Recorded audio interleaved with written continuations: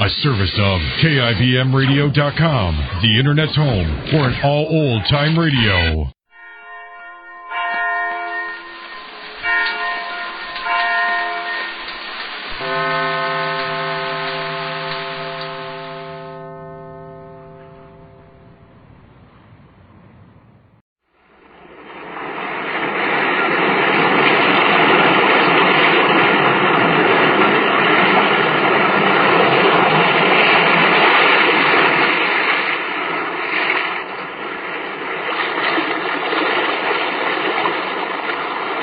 Weird circle. In this cave by the restless sea, we are met to call from out of the past stories, strange and weird. Bellkeeper, toll the bell, so that all may know we are gathered again in the Weird Circle.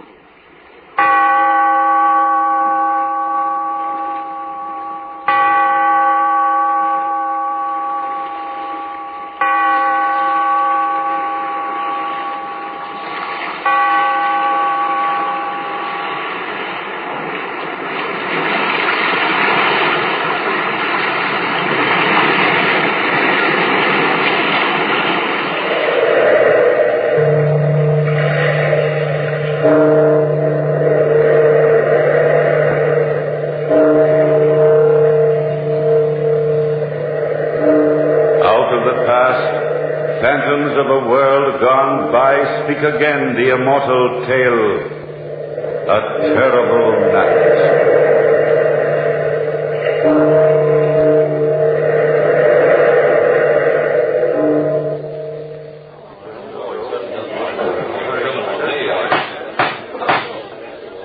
Silence in the court. Next witness, please. If Your Honor, please.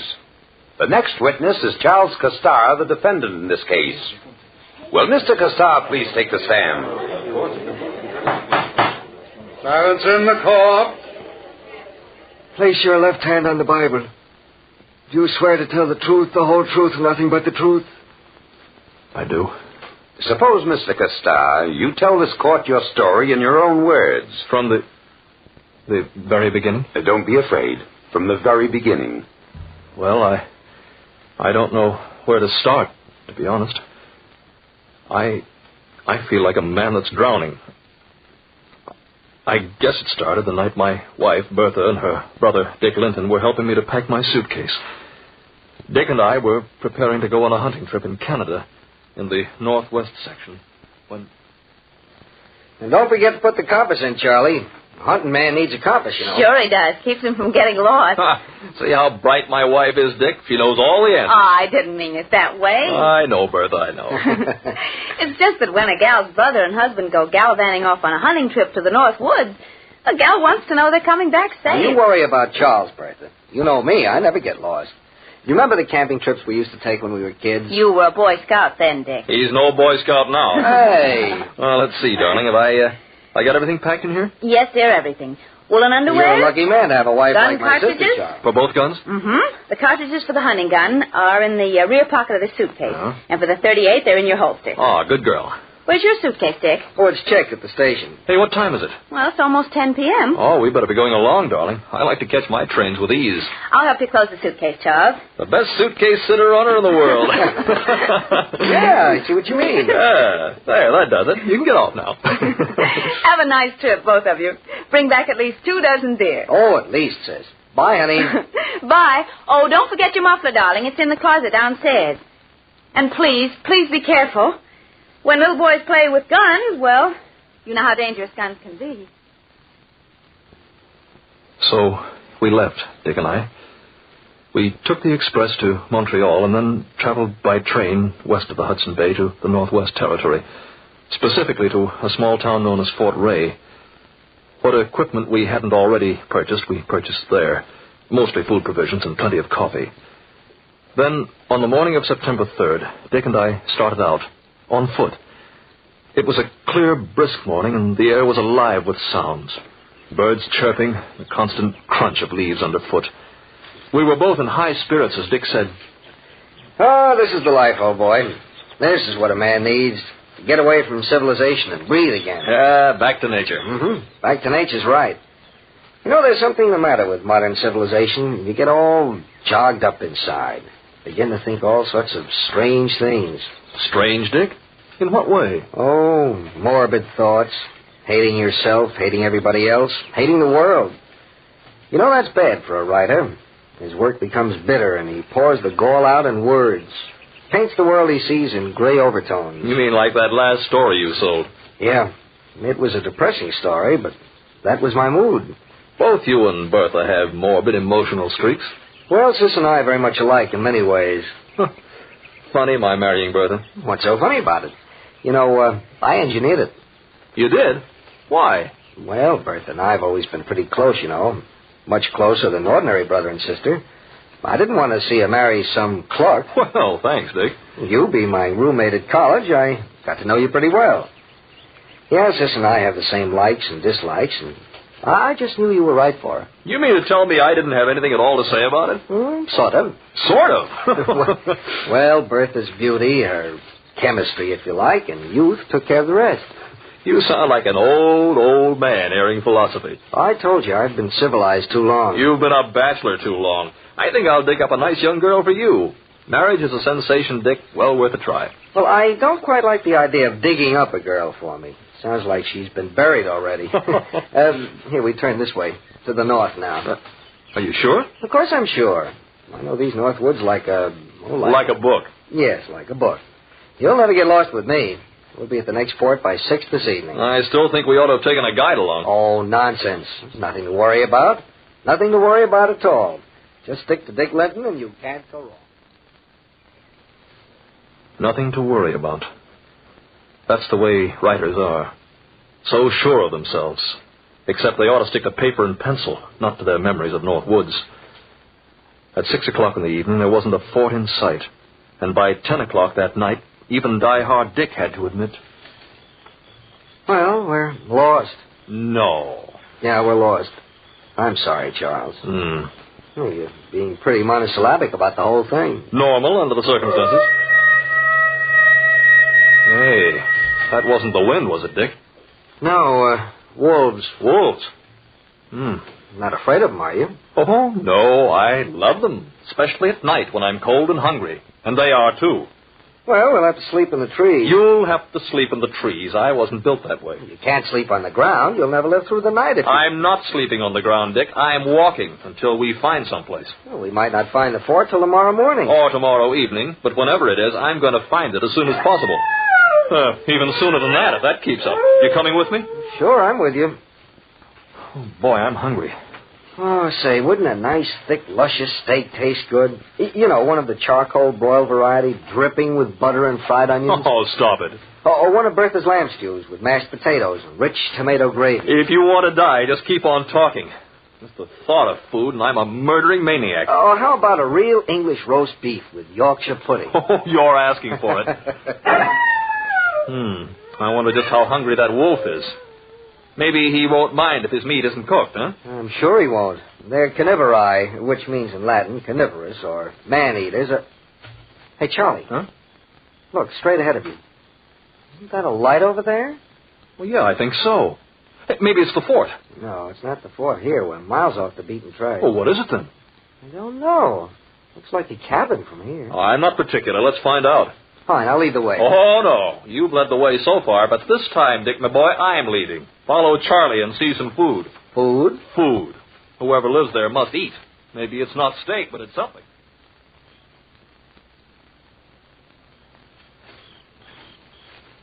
It is a cabin, all right. Shall I knock on the door? Well, you can't get in any other way. Who can't? This rickety old shack could be blown down by a good strong breath. Funny-looking place, isn't it? I'm not amused. Knock on the door. Such a timid knock. My hand's numb. Yeah, we'll try it again. Hope this guy's friendly. Uh-oh. Our friends are sniffing about again. And I don't look at all well in tomato sauce. Oh, Charlie. Evening. Something I can do for you, gentlemen? We managed to... we hope to find some place to stay for the night, sir. We're completely off the beaten track. You don't say. Come in. Come in, gentlemen. Yes. I'd be delighted to put you up this evening if you don't mind sleeping on the floor in the attic. Well, at this point, we don't mind anything. Don't you? My name's Charles Costar, sir, and my friend is Dick Linton. How do you do? Yeah. My name is Joel. Just Joel. At least, they used to call me Joel. Have you eaten yet this evening? No, as a matter of fact, we're starving. Come in and sit down, and I'll fix you some dinner. That is, if you don't mind my meager rations. Oh, we don't mind anything at this point. Do we, Dick? Oh, no, definitely not. There's an old American saying, food is food. Let's eat, huh? I'll fry some deer steak for you, and I've some wine. Oh, wonderful. Tell me, Mr. Joel, do you live here all alone? Unfortunately, yes. You see, I'm an outcast from your society. Let a man be different, and automatically he becomes an outcast. Yeah, there's something in what you say. Let him look a little different, or think a little different, or speak a little different. And he becomes a marked man. The individual is not allowed the privilege of individuality. Mankind doesn't permit it. Oh, I don't think so, really. Don't you? I'll just set the table, and you can sit down over here and eat. Come along, Charles. I can prove my point. Now, look at me. I'm different. Larger than most men. I, unfortunately, grew too tall. And I'm too ugly for the average man to stomach. I was hated. Yes, hated by your civilization and feared, too. Not because I was cruel or vindictive or dishonest, but because I was different. Yes, I'm a giant in stature. Don't feel badly for me. I've had my revenge on society, and I'll have even more revenge on little people like yourselves. Yes. It's quite understandable that you feel that way. Gentlemen, before you sit down to dinner, allow me to hang your hunting guns up here. They'll bother you if you carry them around. Oh, well, we really don't mind. I mind. Your hunting gun, sir. And your hunting gun? There. Now I've both. I'll just hang them up here. You say you live alone, Joel? Yes. That shoe in the corner, that was never your shoe. It's too small for you. You're very observant, Mr. Linton. No, that wasn't my shoe. I found it in the forest one day and brought it home for the purpose of remaking it, like that coat hanging over there. Found a coat and a shoe lying in this outlandish district? Yes, a coat and a shoe. Of course, they were on a man, but he was dead. He died of...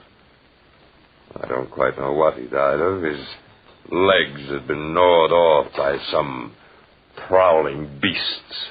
Oh, he must have become lost out here, like ourselves, huh? Exactly like yourselves, gentlemen. Exactly like yourselves. Dinner's ready.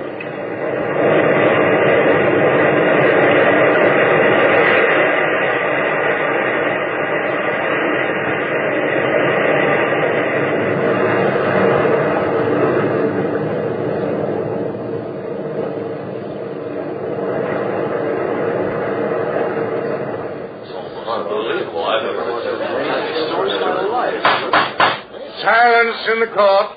Silence in the court. Go ahead with your testimony, Mr. Costar. Well, you can see what a spot Dick and I were in. We didn't trust that man for a second. Believe me, he was... Well, darn it anyway, the man was unbalanced. It was well after we finished eating dinner that Joel lit a good, warm, roaring fire in the fireplace, and then... Well, gentlemen, it's time to retire. I'm sleepy, and I'm sure you two are. Yes, very sleepy. Mind if we take our guns upstairs? I'd like to clean You them. won't need them this evening. You can clean them in the morning.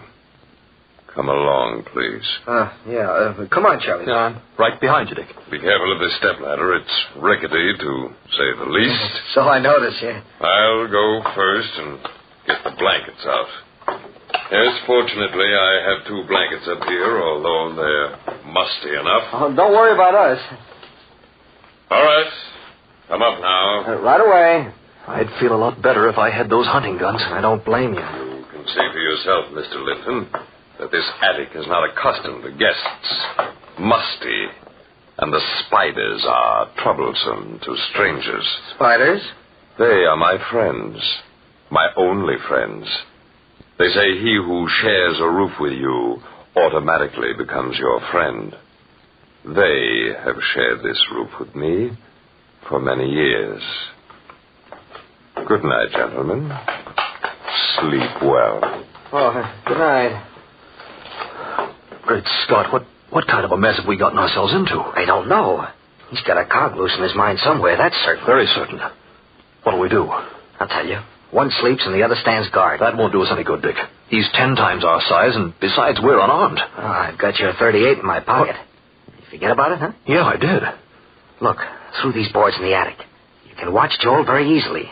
The fireplace throws a nice light on him. How will we arrange the watch? Well, you go to sleep for an hour. Yeah. Then I'll wake you up, give you the gun, and then I'll go to sleep for an hour, and you stand guard. Okay? Yeah. What time is it now? 1 a.m. What's he doing down there? He's curling up on the floor near the fireplace. About to go to sleep. I hope he sleeps well. Too well to wake up. In case he doesn't, I hope your gun works. That's all. Oh, I'm so sleepy. Good night. Proceed, Mr. Costello. Yes, I put my head on the floor and slept.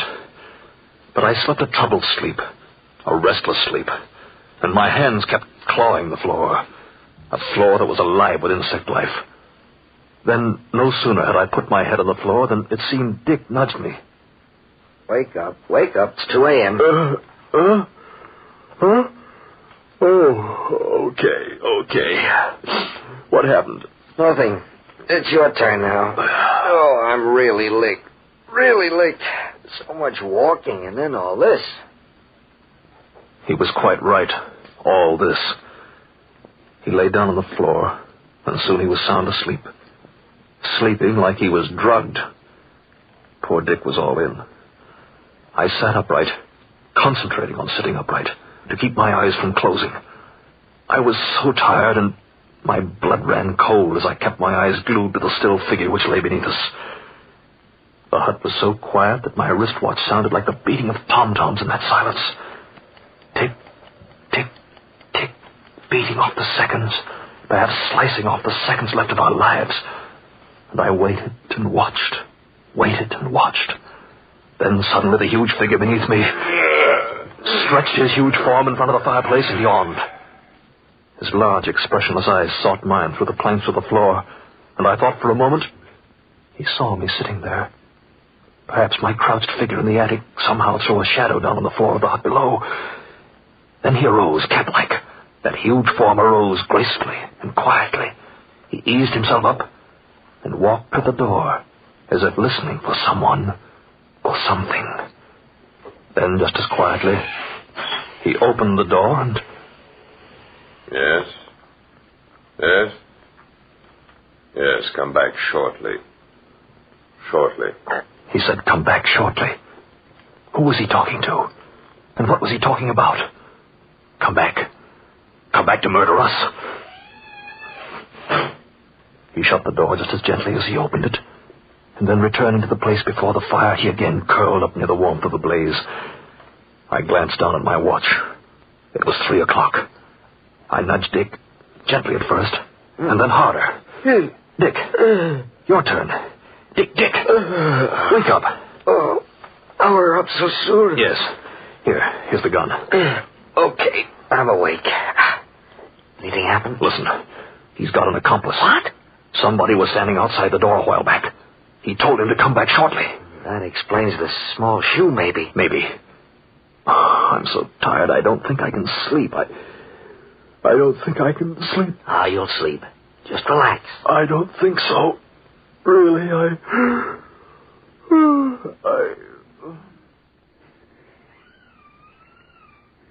Come in. Come in. Yeah? Are they asleep now? Yes, fast asleep, the poor fools. One of them thought he could stay awake. I could see them taking turns staying awake. But I put enough dope in their wine to knock them out completely. Have they much money with them? Who knows? But whatever they have, we need. Here. Give me that log you brought in. Here you are. Now I'll splinter it like this. And light one end of it. Nothing like this wood burning to dope them completely. What will we do with them later? Put them outside for the animals. I'll wait down here for you. You go upstairs. I won't be long. These things never take very long. Dick, give me the gun. Give me the gun. Huh? Dick, have you fallen asleep? Dick, wake up. Dick, are you doped? Dick, he's coming at us. Give me the gun. Give me the gun, please, Dick. Give me the gun. There, I've got the gun now. You're laughing at me. You're laughing. Time to wake up now for the last time. No, take this. There, that's got you. Where's your friend? Where's the little man? Dick, help me find the little man now. Help me. Dick.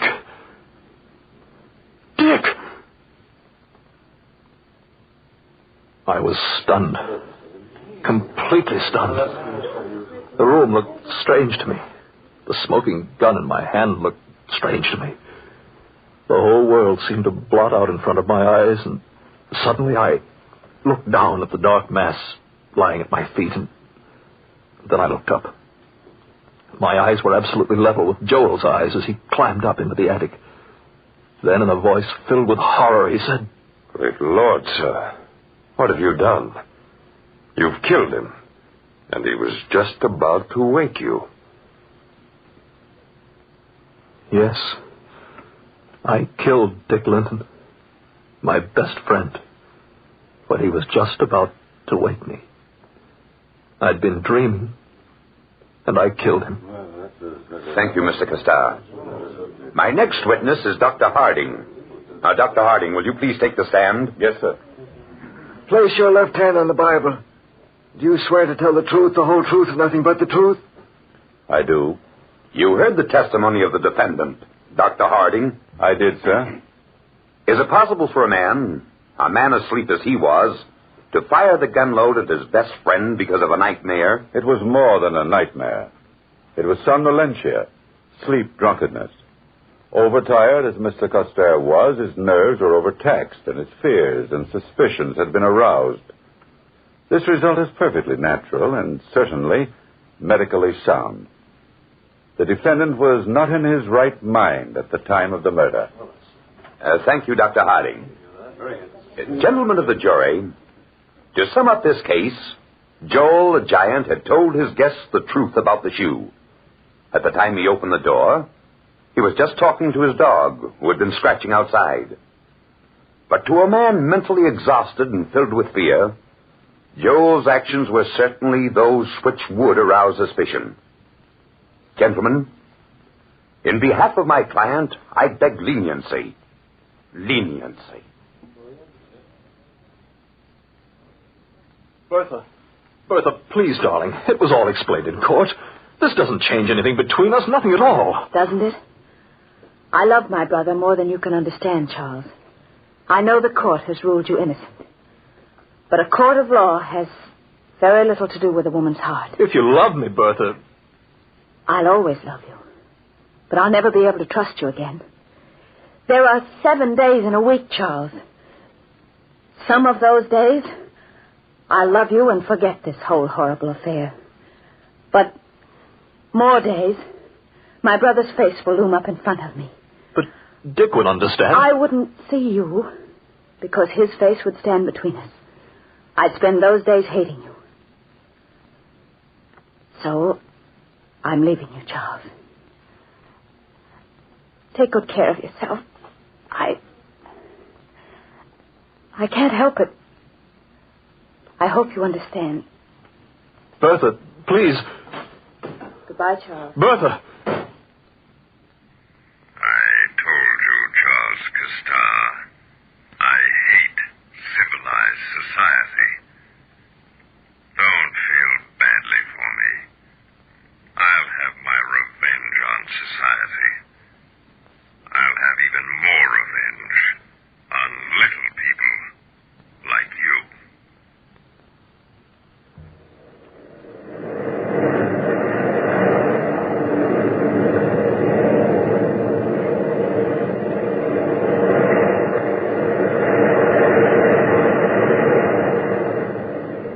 From the time-worn pages of the past, we have brought to you the story, A Terrible Night. Bellkeeper, toll the bell.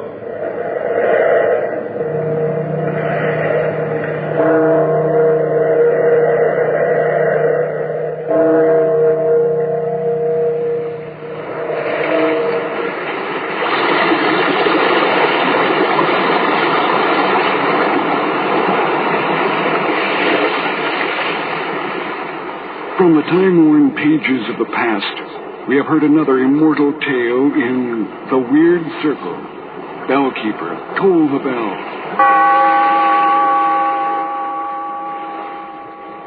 Be here in this lonely cave by the restless sea once again next time for another immortal tale in The Weird Circle.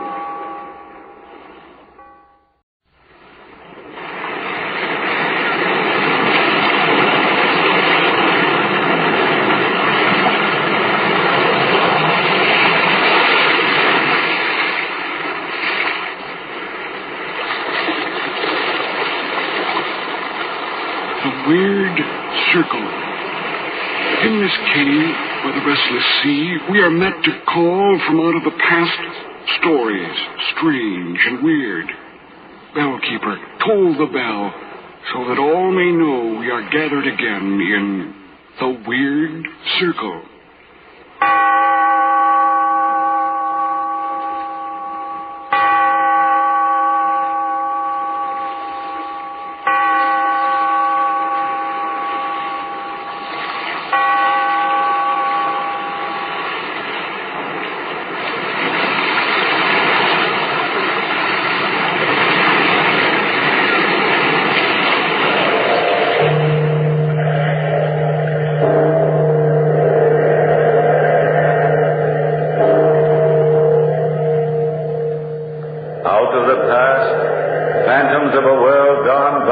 Speak again the immortal tale, The Telltale Heart.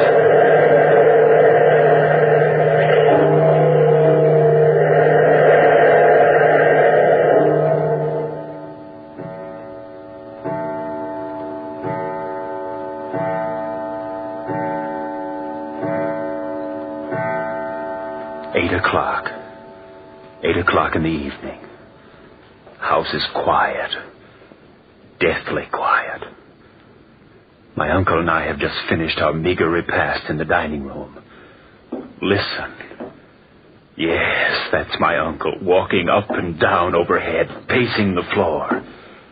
He senses it, too, my nervousness. Every night after dinner, he leaves the dining room and goes upstairs to the second floor, where he paces up and down.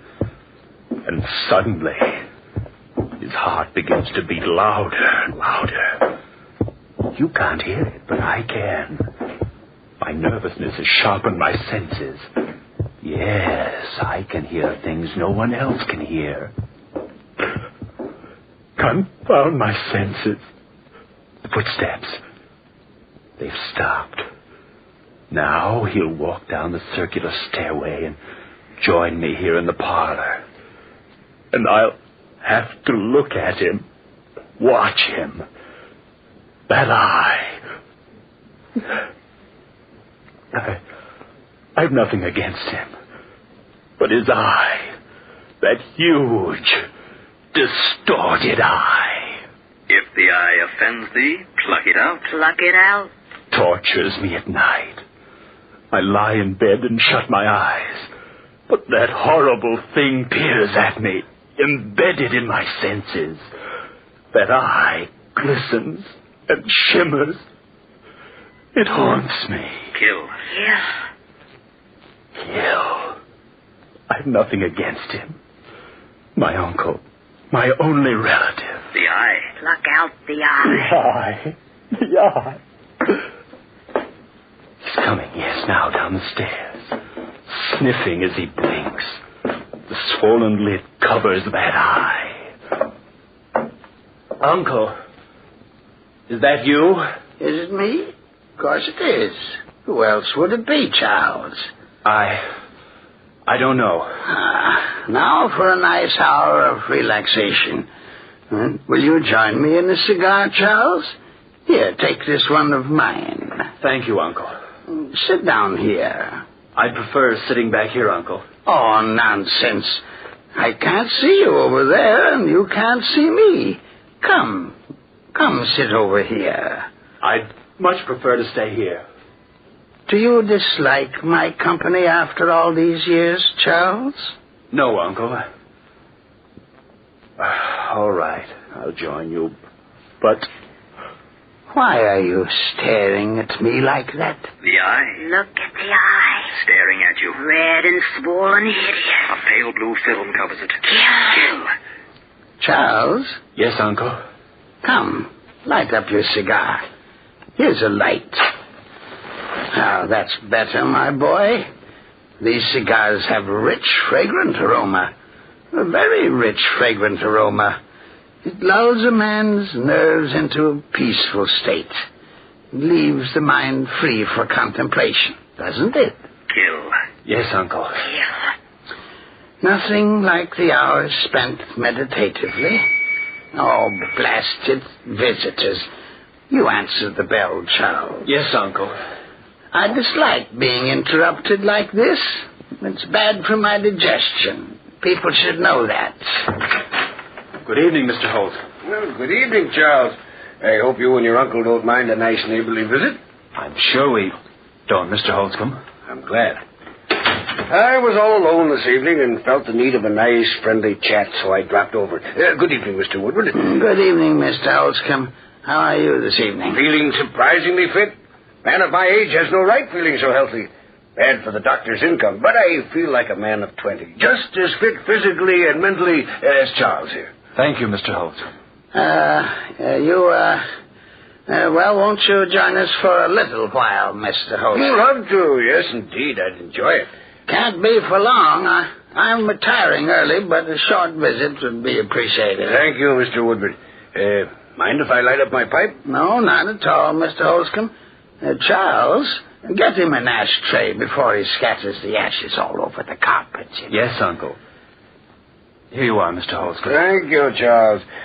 Well, what's this? Now, as any idiot can plainly see, it's a knife. Yes, a knife, Mr. Woodward. It's a strange-looking knife. Belonged to our ancestors. Charles, what's it doing down here off the hook on the wall? I took it down from the wall to clean it, Uncle. Clean it? Well, old knives are supposed to look old. Clean it. Clean it? I'll put it back. Be careful, Charles, my boy. I knew a young man exactly your age who took a family heirloom down from the wall one night and blasted if it didn't slip and cut off his right arm. Yes, took the arm clean off right to the elbow. He was a mechanic by profession, and it ruined his career. Be careful, Charles, in putting the knife back. You'd better stand on a chair, Charles. It's much wiser to take an ounce of prevention. Yes, your uncle's right. How's that, Uncle? Well, it's not hanging straight. I like things to hang straight. It annoys me to have something crooked on the wall. Yes, it means a death in the family. One of the pictures in my house was crooked on the wall the night of my wife's death. Now, I'm not a superstitious man, mind you, but Yeah, that does it, Charles. All right. Now, put the chair back where you got it. I'm not a superstitious man, mind you, but I was confounded when she died. Confounded, I tell you. Yes, I imagined that you were confounded. Well, of course, that coincidence really doesn't compare with an event which occurred to a friend of mine. His name was, very common name. What was it? Smith. Peter Smith. Yeah, well, what about Peter Smith? He had a picture on the wall in his home. Well, this picture sidled over on its wire, refusing to stay upright. The picture refused? I swear it's true, Mr. Woodward. Well, I was there, if you don't believe me. Do you know what happened? No, I do not know what happened. Peter Smith died that very night. All right. What time is it, Charles? Almost 9 o'clock, Uncle. 3 more hours. 3 more hours. If thine eye offends thee, pluck it out. It's 9 o'clock. It's almost my bedtime, Mr. Holscomb. Oh, don't mind me, Mr. Woodward. I was about to leave anyway. I see. Look at the knife hanging on the wall. It slipped sideways again. So it has. Anxious. Anxious, Charles. The knife is anxious. Reminds me of Peter Smith's picture. Well, I must be on my way. Don't bother to see me to the door, Charles. I'll find my way out. Good evening, Mr. Woodward. Good evening, Mr. Holscomb. Confounded. That man makes me nervous, Charles, with his stupid stories of Smith. Fix that knife, Charles. Of course, Uncle. I'll fix it right away. I'm tired. I'm going up to bed now. I'll help you up the stairs, Uncle. Help me? Since when do I need help? Well, maybe I do, Dad.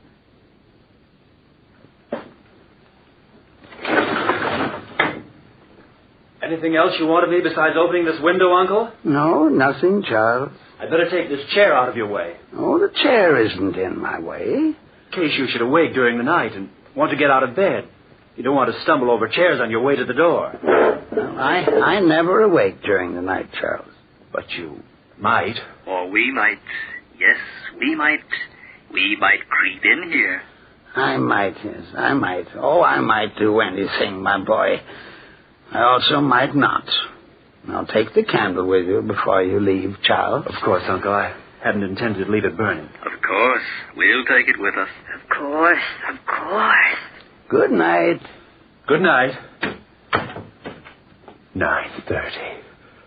9:30. I must be clever. I must think everything out very carefully. Yes, carefully. Must wait till midnight. Yes, till midnight. Why must I wait till midnight? Why? That's the plan. The clever plan. Clever. Walk down the stairs and wait in the parlor. The room will be dark. And I'll wait. He'll be asleep by midnight. Clever. Then at midnight I'll creep up the stairs with a knife. And if the eye offends me, pluck it out. It must have meant me. Of course, it's all so clear. Clear and clever. First thing to do is get the knife. Go into the parlor, stand on the chair, and get the knife. Be careful, Charles. Careful with the chair. You pull up the chair and stand on it, but be careful. I'm always careful. Now I've the knife. What do I do next? What is the plan? Sit and wait. The doorbell. Could it be at this hour? This isn't part of my plan. No, not part of my plan. Get rid of them, whoever they are. Get rid of them. Oh, Mr. Holscomb. Sorry to disturb you, Charles, but I left my pipe here. I looked all over my house for the blasted thing before I remembered I'd left it here. Well, it must be in the parlor. Don't bother yourself. I'll get it. It's no bother. You're trembling, Charlie. Did I frighten you when I rang the bell? Well, I wasn't expecting you. No, not expecting you. Expecting you. I read of a man in the paper who died of fright when his doorbell rang. It was just the other day I read it. Very amusing article, too. Oh, here's the pipe. Imagine my leaving it behind. Yes, imagine it. Thanks again, Charlie. What's this knife doing down here again? It slipped. Slipped again, did it? Well. Just like the picture at Peter Smith's. Let me know if anything happened. Of course. Of course. Of course. Good night, Charles. Good night, Mr. Holscomb. Now, the plan. The plan to wait. Wait for midnight. For midnight. Yes, for midnight.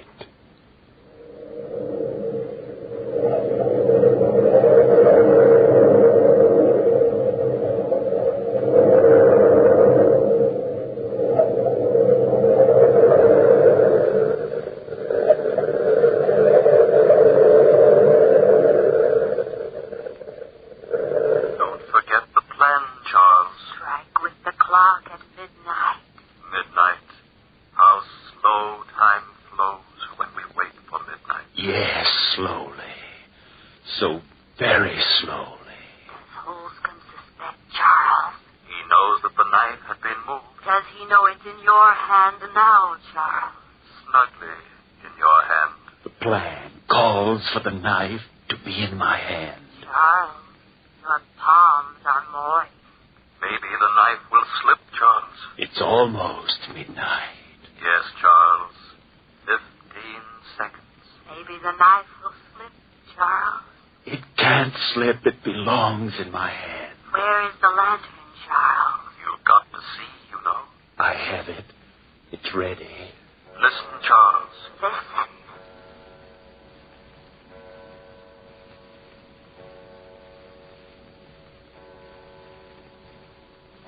Midnight.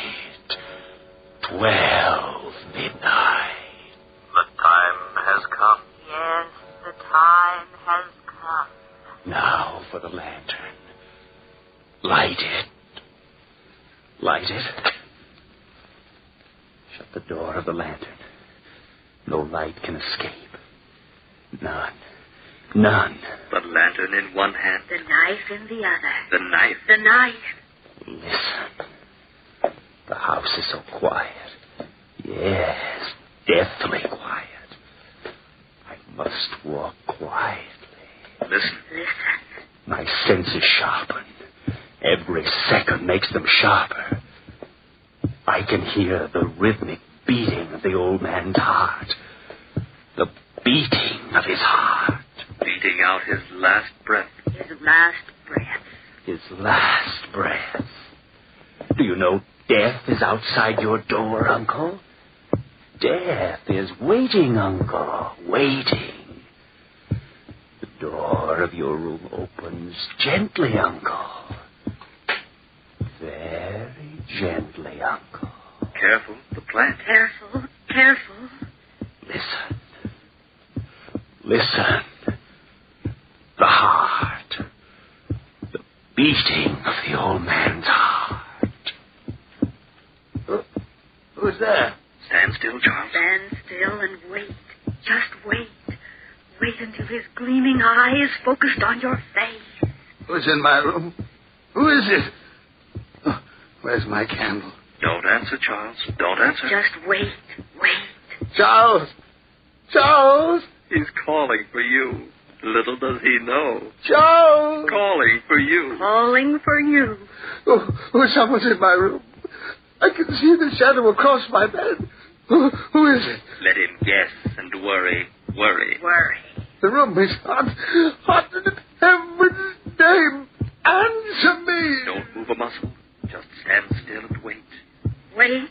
Wait. Oh, what is it? Who is it? Where's Charles? Listen to his heart. His heart. Listen to his heart. Now it's panic. Later, it will be the forewarning of death. Oh, somebody help me. Now raise the lantern. Slowly, Charles. That's it. Focus it where the eyes should be. Then slowly open the door of the lantern and let the light shine in that eye. If the eye offends thee, pluck it out. The eye. No, not the knife. Not It's dying. Listen to the heart beat its last beat. It's dead. It's dead. And I'm free of that horror. Free of the eye. Of the scorpion eye. The horrible scorpion eye.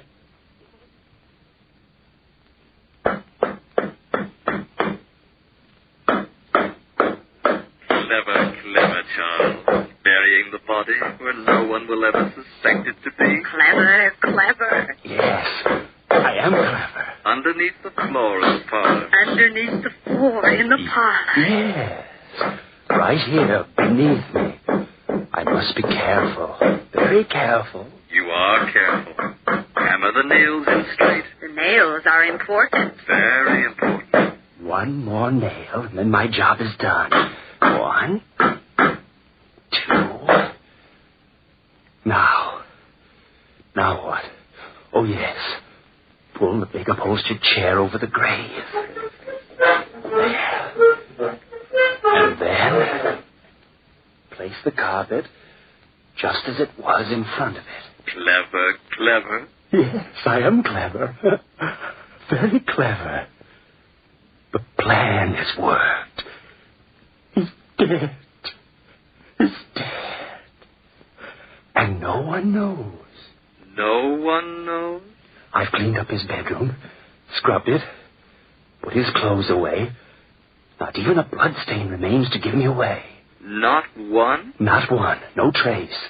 No trace at all. You're positive. Of course I'm positive. Clever, Charles. Of course I'm clever. Today I'll tell the neighbors my uncle left for the country. Will they believe you? Of course they'll believe me. Believe you? Believe you? And tomorrow, early tomorrow morning, I'll say I'm leaving to join my uncle in the country. It's so easy. I'll disappear. Disappear completely from the world. Forever from that eye. That huge, distorted eye. So I dropped over to this precinct station, Inspector Gelby, and thought I'd tell you about it. Yes, a very strange story, Mr. Holscomb. You say this old man, Mr. Woodward, has never left town for the baths before? Not for the last 20 years, sir. I've been their neighbor for longer than that, really. And the nephew, Charles Woodward. How did he seem this morning? Very much the same as usual, perhaps a trifle more chipper. Said he was looking forward to joining his uncle at the baths tomorrow. And you're positive this scream you heard last night came from the direction of the Woodward house? Absolutely. I was standing at my window at the time, looking out. It must have been a little past midnight. Suddenly I saw a gleam of light from Mr. Woodward's bedroom, and then the scream. Scream last long? No, but I am positive no unimportant explanation is behind the scream. It sounds fishy enough, Mr. Holscomb. Certainly no harm in investigating it. The boy is innocent. He'll be glad enough to allow us to search his uncle's bedroom. If he's guilty, well, we'll know in good time. Yes, in very good time. Mind if I go with you? Not at all, not at all. I'd like to have you along, Holscomb. You're always welcome. This isn't a case of idle curiosity, Inspector. It's just that I enjoy collecting these little tales of death and murder. I've made it a life hobby, and I hate to miss an opportunity. Yes, I hate to miss an opportunity.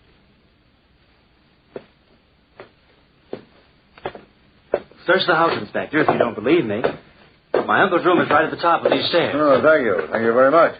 My uncle will be very amused by all this when I tell him. Oh, it's not that either. I nor Mr. Holscomb suspect anything, you know. No, certainly not, Charlie, my boy. Of course not. Yep. This is my uncle's room, as you no doubt know, Mr. Holscomb. Yes, of course it is. Search to your heart's content. Room's in perfect order. If I murdered my uncle mysteriously, there ought to be at least one blood stain on the bedclothes or on the floor. Mind if I undo the bed to look at the sheets? Well, not at all, Inspector. Careful. You are clever, but be careful. The bed sheets are used, but there's certainly no sign of violence here. Well, naturally, Inspector. And the floors. Spotless. Your uncle must be a very neat man. Exceedingly neat. Isn't he, Mr. Holscomb? Oh, absolutely. Well, I'm sorry we bothered you like this, sir. But you know it's better to be on the safe side. Well, I understand perfectly, Inspector. I'm sorry, Charles. Perfectly all right, Mr. Holscomb. I would have done the same thing in your shoes. Won't you gentlemen join me in the parlor for a cup of tea before you leave? Well, now, we'd be too much trouble. No trouble at all, I guarantee you. No trouble at all. Here, I better close the door to Uncle's room before dust blows through from the hallway. You know my uncle's fetish. I'll join you gentlemen in the parlor shortly, after I fetch the tea.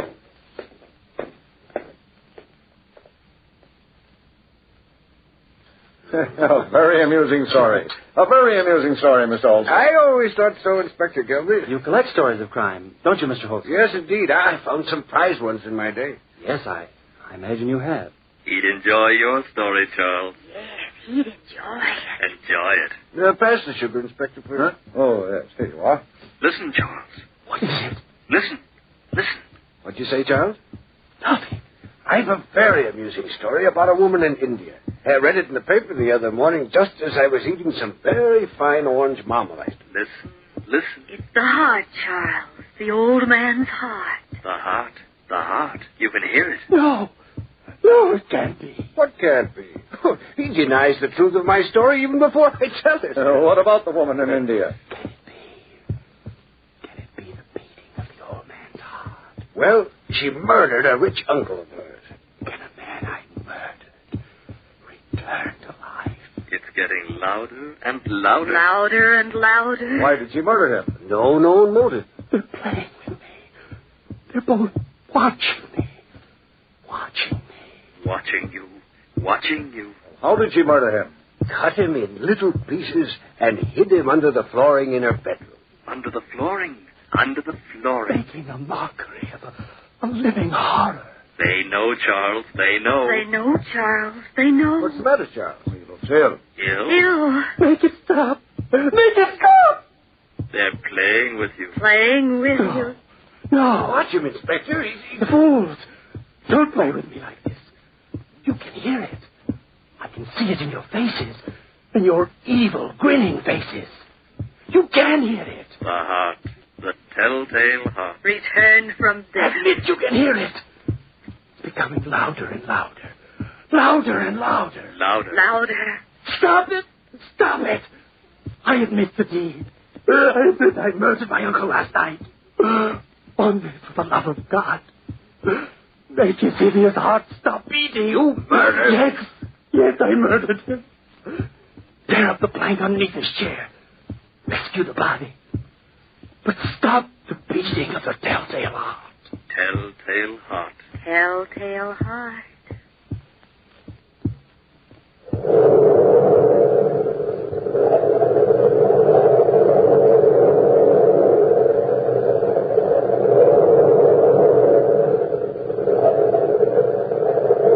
From the time-worn pages of the past, we have brought to you the story, The Telltale Heart.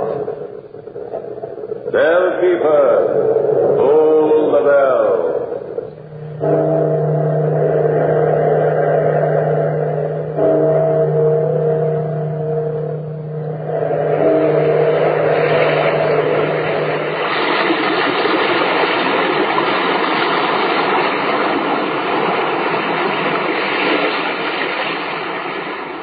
From the time-worn pages of the past, we have heard another immortal tale in The Weird Circle. Bellkeeper, toll the bell.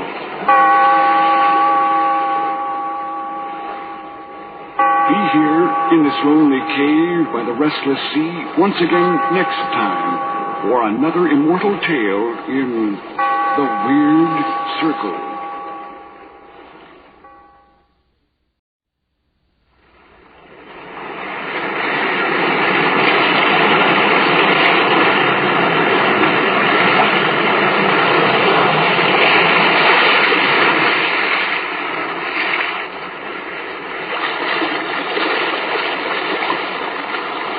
Weird Circle.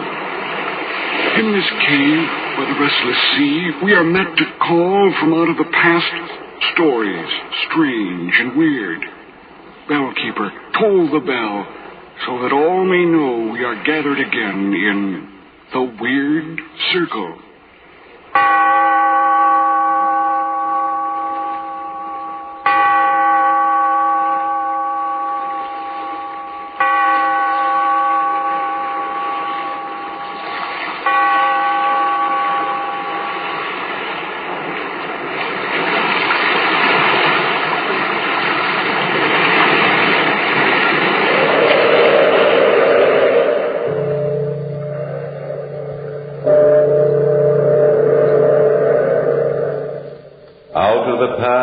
Phantoms of a world gone by, speak again the immortal tale, The Niche of Doom.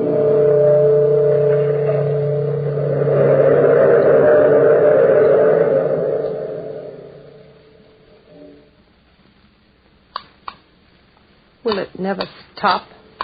This constant tapping inside my mind.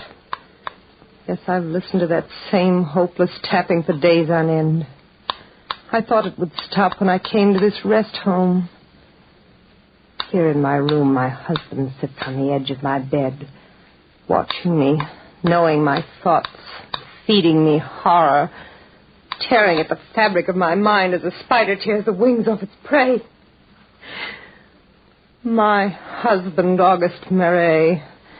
My husband, my torturer, my captor, my murderer. A woman has a right to live, to laugh, to smile and be happy, a right to love and be loved. And I was lonely. I remember the day I was in the patio attending to my tulip bulbs, talking to my maid Rosalie as I spaded the earth.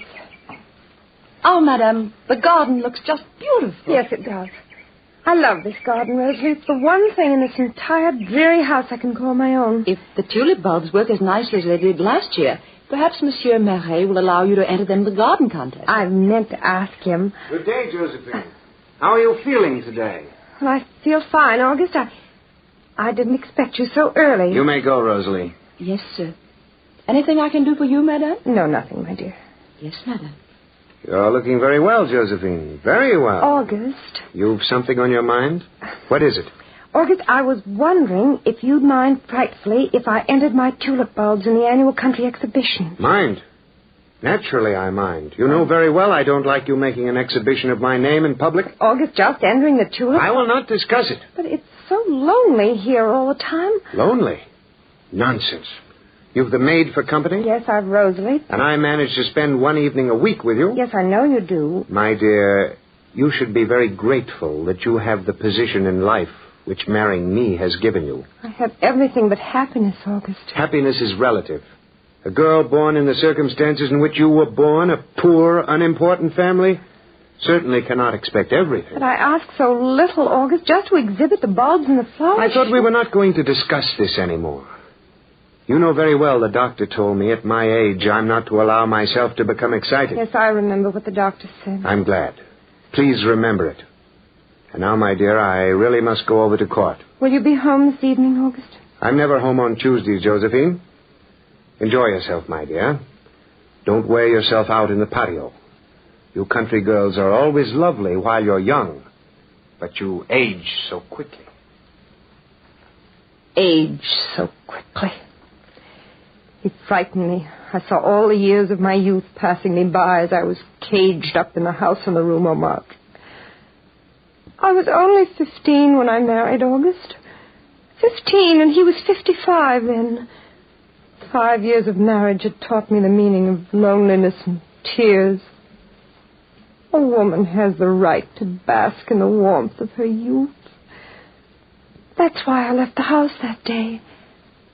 I wandered out into the garden patio outside my room, and I walked down the boulevard to Grenal's Cafe. I sat down at a table on the sidewalk, intending only to watch the others, to watch life pass by. The waiter was very friendly. What will you have, madame? An ice, a raspberry ice? Raspberry ice. Excellent, madame. Excellent for a warm afternoon. How angry this would make August. Sitting all alone, madame? Yes, Well, because I wish to be alone. Oh, no, you don't. Not when you have the opportunity to enjoy my company. Please, sir, I shall call the waiter. No, don't, please. You're lonely and I'm lonely. Certainly there can be no harm in two lonely people sharing a table for one short half hour. Now, can there? But my husband... Even a jealous husband can't object. Really, sir? And you are lonely. You really want me to sit down. You just won't admit it. Oh, I can see the truth in your face. You see things that are not there. May I, madame? Just for one half hour. Well, there really is no harm in it, is there? None at all. Thank you. Of course, madame, You know that I've lied to you. Lied to me? Your ice, madame. Something for you, monsieur? Same as the lady. Oui, monsieur. Nothing like raspberry ice to start a lifelong friendship. What do you mean you've lied to me? Well, I didn't just happen along just now. I didn't just happen to see you sitting here and come up. I planned everything very carefully in advance. Oh? You see, madame, I live across the way from you. I've watched you gardening in the patio of your home many times. But why, monsieur? Why? Why, because you're a beautiful woman. Because I wanted to know you so very much. Because I've seen something in your eyes that I've felt inside myself. You shouldn't, monsieur. You really shouldn't say these things to me. My name's Pierre Planton. Monsieur, for both our sakes, do leave me now. You've no idea how much trouble this innocent little adventure might cause us later on. Oh, I've waited a long time to meet you, dear lady. Not just a day or a week or weeks, but a year. I'm very flattered, Monsieur Planton. Pierre's the name. Pierre? You know, the first day I saw you in the garden, I asked my servant who you were. And when I found out you were married, I resolved never to try to see you again, but... Why did you change your mind? I saw your husband. August is a very fine, upstanding man. He told you so himself, eh? I know, I really think so. He's an old, garrulous, stupid bore who's overwhelmed with his own importance. Oh. Frankly, my curiosity's aroused. Why did a lovely young girl like yourself ever marry him? Well, I loved him. Oh, madame. Please don't cry, please. If there's one thing that turns my bone to water, it's a beautiful woman's tears. Here. I'm not crying. Here, use my handkerchief for these non-existent tears, then. Thank you. Now, Josephine, smile. Stop ordering me about. I won't have it. Please smile at me and say I'm forgiven. You're forgiven. Oh, that's better. I promise to be nice. You see, Josephine, believe it or not, I'm very fond of you, against my better judgment. You'd better believe it, because I'll haunt you every day if you don't. And that's the way it started. Just a talk in a sidewalk cafe. My first friend, perhaps the only friend I had besides Rosalie. At first, Pierre and I thought we were just playing at love.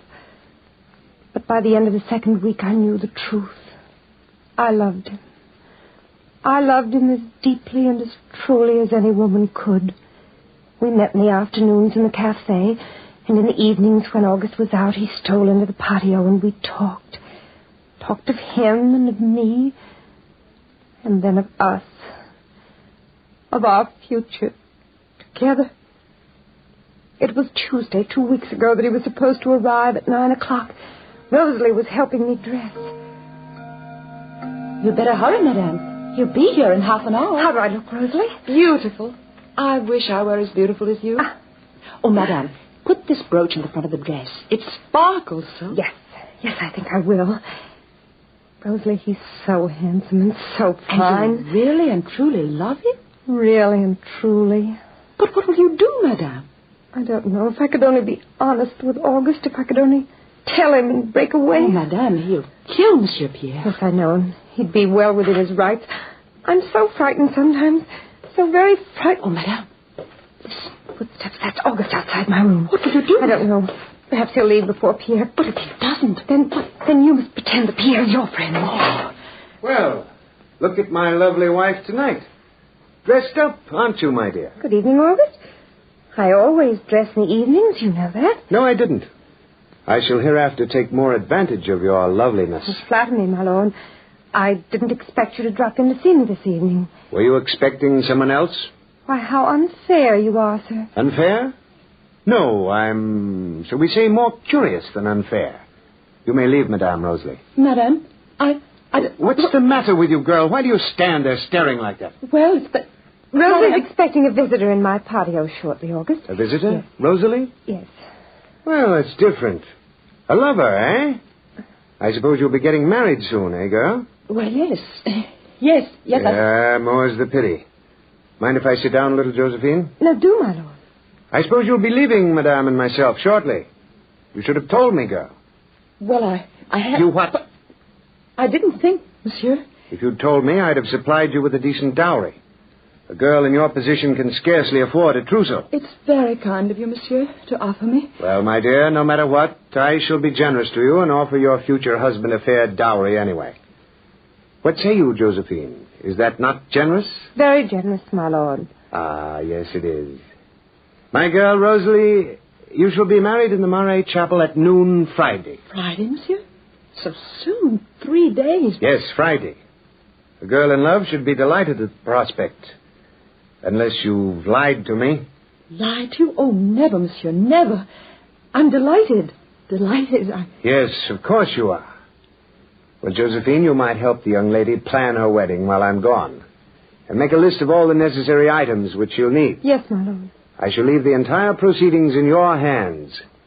That ought to keep you well occupied. Yes, my lord. Are you leaving me so soon? I have to, my dear. You know these Tuesday nights. You know them very well. Good night, Josephine. Give my best to your suitor, Rosalie, and tell him I'll do my best by you. Oh, madame. Shh. Careful. August can be sly as a fox. Friday? Yes, Friday. Rosalie, he's very clever. I don't know how he found out his nose. At least he suspects. What will we do, madame? I don't know. There he is. Tell him to come up, Rosalie. Yes, madame. Come up, monsieur. Is old Spider-Legs gone? Yes. But hurry, monsieur. Hurry. I climbed to my love's balcony. Oh, darling, darling, darling. Here. August is clever. He knows. What? He knows? He told you so himself? He came in this evening while I was dressing. I was afraid he might stay for the evening, so I told him about you. You told him? I said that you and Rosalie were engaged to be married. Oh, so... And monsieur, he insists we get married Friday in the Marais Chapel. He's going to provide my dowry. You think he suspects you, Josephine? I know he does. Darling, you must leave at once and never return. Leave you and Rosalie to the mercy We'll of lie our way out of it. I'll tell him my lover did not like to be rushed and quit me. And he'd believe it just like that? Of course. Never. Never, Rosalie. No, that's not the answer. That's not even sensible. Darling, sooner or later we'd have to take our chances and run away. Why not now? Run away? Where? How? To Spain. He'd never find us in Spain. I have no passport. I couldn't even leave the country. And as long as I'm in France, he'd find me and drag me back. We'd find a way to leave the country. Oh, Spain is lovely at this time of year. Beautiful. The trees are heavy with lilac bloom. And you'd like Madrid, Josephine. It's like another world. Madrid? If only... If only what? If only you've the courage, we'll leave at once. Pack a few things quickly, and we'll hire a coach to take us to the border. Tonight. Tonight, Pierre. Tonight.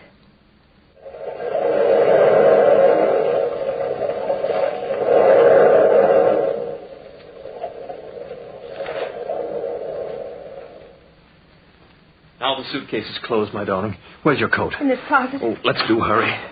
Lovely coat, isn't it? Everything looks lovely on you. Listen. What is it? My husband's footsteps in the hall. I waited for him, and he never showed up. That's a pity, Rosalie, and I had such pleasant wedding plans. Here, quickly, hide in the closet. Take my coat and suitcase with you. Of course. Here, take it. Don't be frightened, darling. Madame hasn't been feeling well, and she lay down, monsieur. Well, she's probably lonely. I'll cheer her up. Josephine, I'm glad to see you looking well. Rosalie told me you were ill. I had a bad headache. What's that? Nothing. August, I heard nothing. In your closet. I heard something drop. What could drop in a closet? I don't know. You're better acquainted with your wardrobe than I am. Of course, my lord. You may go, Rosalie. Yes, sir. Of course, sir. I hope I didn't disturb your plans for the evening, but the evening began to pall, so I returned home. Sometimes my friends can prove themselves quite dull. I was thinking of you and your beauty, and I was worried about you. Worried about me? In what way, August? Oh, in the last 2 weeks, 2 of my friends have told me that they've seen you walking down the street alone, unchaperoned. Have they? Not that I listen to idle chatter, my dear. I don't. You know that. People talk. They have so little else to do. Naturally, I understand that. But then, a very close friend of mine was at the Café Grenald a few days ago. He, has told me something that rather puzzled me. You look a little pale, my dear. My headache. Naturally, your headache. He said he was sitting in the cafe and he noticed a woman who looks remarkably like you walk in and sit at a corner table. A woman who looked like me? She sat for a while all alone. Later, a young man, joined her. He sat by her side. He called her Josephine, your name. Remarkable that a woman who looks like you should have the same name as you. Yes, it is remarkable. Quite coincidental. That's what I thought, coincidental. I might even have thought that woman was you if I didn't know better. Know that you're a dutiful wife, my dear. Of course, August. For a little while, believe me, I was rather worried. I began to think about the habits and customs of country women. And putting that together with your temporary restlessness lately... Well, for a while, my dear, I thought perhaps in your moments of weakness you had perhaps acquired an admirer. Please, August. But naturally you haven't? No, I haven't. Then when I walked in your room just now and I saw you looking so nervous, flushed, for a second I thought perhaps your, shall we say, admirer was here in this room with you. Did you? It was just a passing thought. Naturally, knowing you've a headache, I realized that the flushed expression comes from that. Yes, it does. Then again, when I heard that peculiar clatter in the closet, a strange idea was born. I thought perhaps your friend, the friend you met at the cafe, might be hiding in the closet. You look pale, Josephine. Do I? Is someone hiding in the closet? No. I naturally will take your word. If someone is in that closet, my dear, I should be forced to protect your honor and do away with it. Would you swear to me now on the Bible that there is no one hiding in the closet? Please, August, put away that dueling pistol. Then you are prepared to swear before God on the Holy Bible that no one is hiding in that closet? Yes, August. Ring for your maid, my dear. Why? I said ring for her. Yes, Now, fetch me your Bible. You have your Bible in the room, my dear, haven't you? Yes, my lord. It's right here at my bedside. Put your left hand on it. That's right. And swear on the Holy Bible there is no other man in this room besides myself. I swear there is no other man in this room besides yourself, my lord. My mind is much relieved. Much relieved. You rang for me, madame? I did, Rosalie. Do you know where Monsieur de Gorenflot lives? The mason, monsieur? Yes, the mason, monsieur. I want to write a little note to him, and I want you to deliver it at once. Fetch me paper and a quill, Josephine. Yes, my lord. I have a quill right here. Here's paper. Ah, that's just the thing. You've learned to sharpen quills quite well, my love. Dear Monsieur Gorenflot, I am writing to you because... Yes, that's what happened on that fatal Tuesday night. I perjured my soul, and I've paid for it. How little did I realize how much I had to pay. Rosalie left the room and delivered the note as she was bidden. My lord and I were left alone. He bade me retire to bed as I looked poorly, and said that he personally would remain with me until my headache left. I assured him my health was much improved, but he would not have it so. I retired to bed, and he sat by my side until... Monsieur May, Monsieur Gorenflot is here. Come in, Gorenflot. I've done as you bid me, monsieur. I've brought the cement and the paving tools. Good work, Gorenflot. Come, bring them in here. In here, monsieur? In Madame's room? Yes, in here. Why, August? Why? Rosalie, go to bed, girl, and get a good night's sleep. You don't have to linger around any longer. Yes, sir. Monsieur Gorenflot, you see that closet in the corner? Yes, my lord. I wish you to cement it up.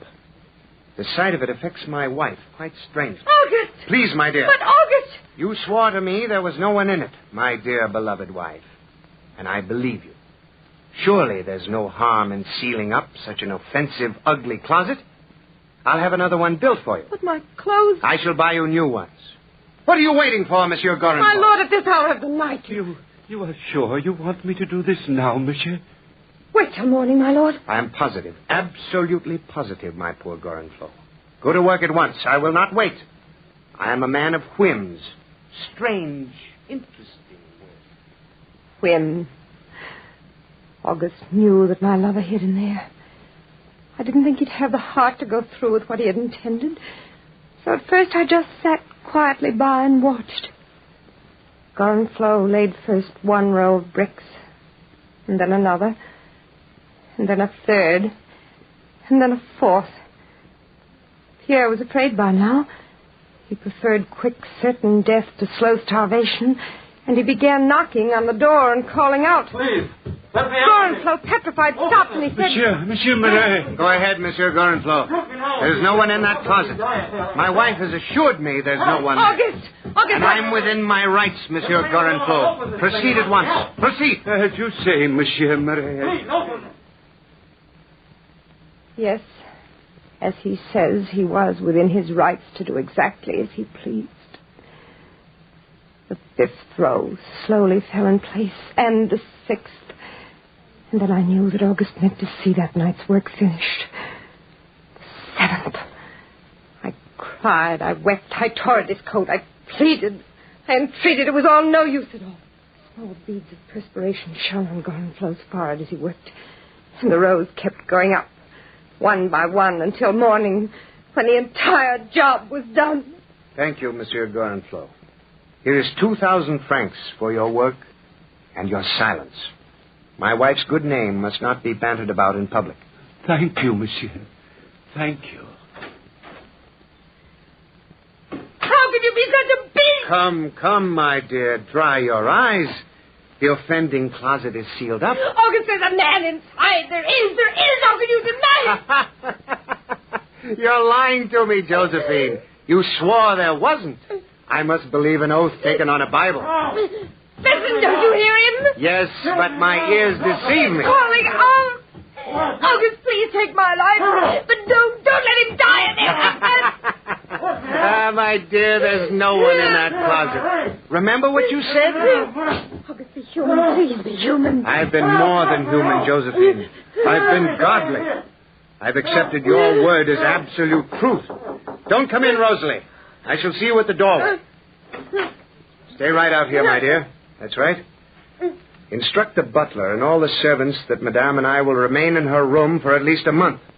And our meals are to be served by my private valet. Yes, monsieur. And otherwise, we're not to be disturbed by anyone. Yes, monsieur. For 30 days and 30 nights. For 30 days and 30 nights I heard that tapping on the wall. His cries, his moans, his words, his pleas, I heard them there. August was stone, completely stone. He didn't care. He just sat and watched me, watched my face, enjoyed my terror, fed me horror, waiting daily for the cries that issued out. August, how can you? How can you be like this? He's there, Pierre is there. He's behind the wall. My dear, you must be ill. Listen to him. He's dying there. Each day his strength grows less. And as he dies, I must die too. August, please, in heaven's name, be kind, be merciful. Forgive me, let him go. There's no one there. I'll call the maid. You'll need her care. No one there. Listen. The tapping stopped. It stopped. Murderer! You pig! You beast! You killed him! You're ill, my dear. So ill, poor girl.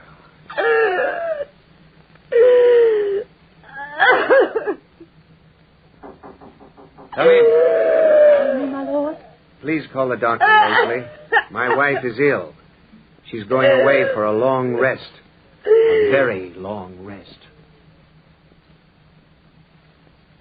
So I sit here in this rest home, listening to the feeble tapping inside my head.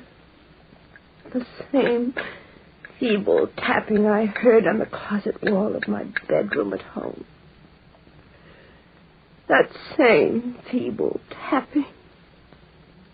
Will it never stop?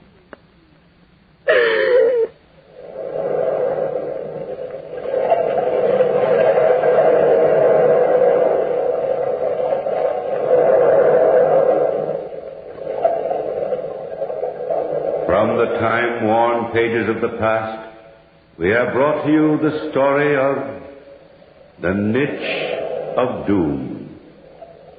Bellkeeper, toll the bell.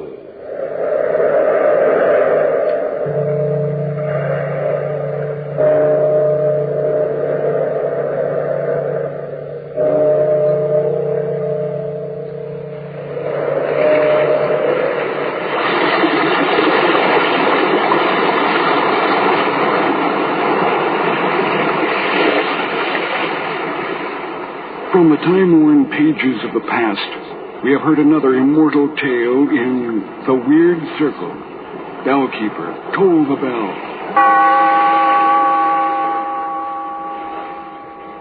Be here in this lonely cave by the restless sea once again next time for another immortal tale in The Weird Circle.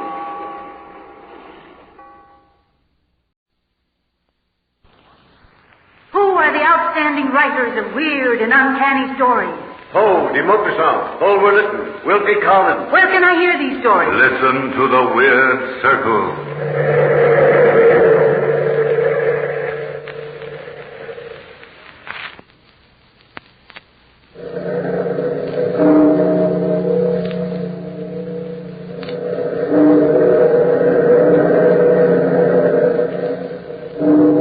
Out of the past, phantoms of a world gone by speak again the immortal tale, The Heart of Ethan Brand.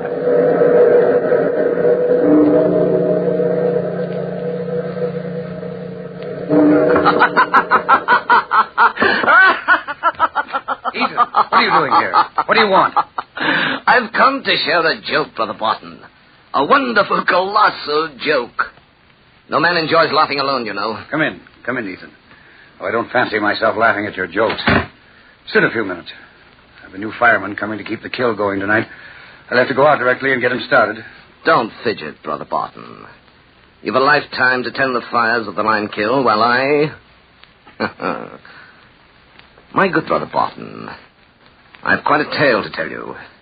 In fact, you can't relish the joke until you've heard the strange story of my wickedness. You haven't changed, have you, Ethan? Oh, yes. Much for the worse.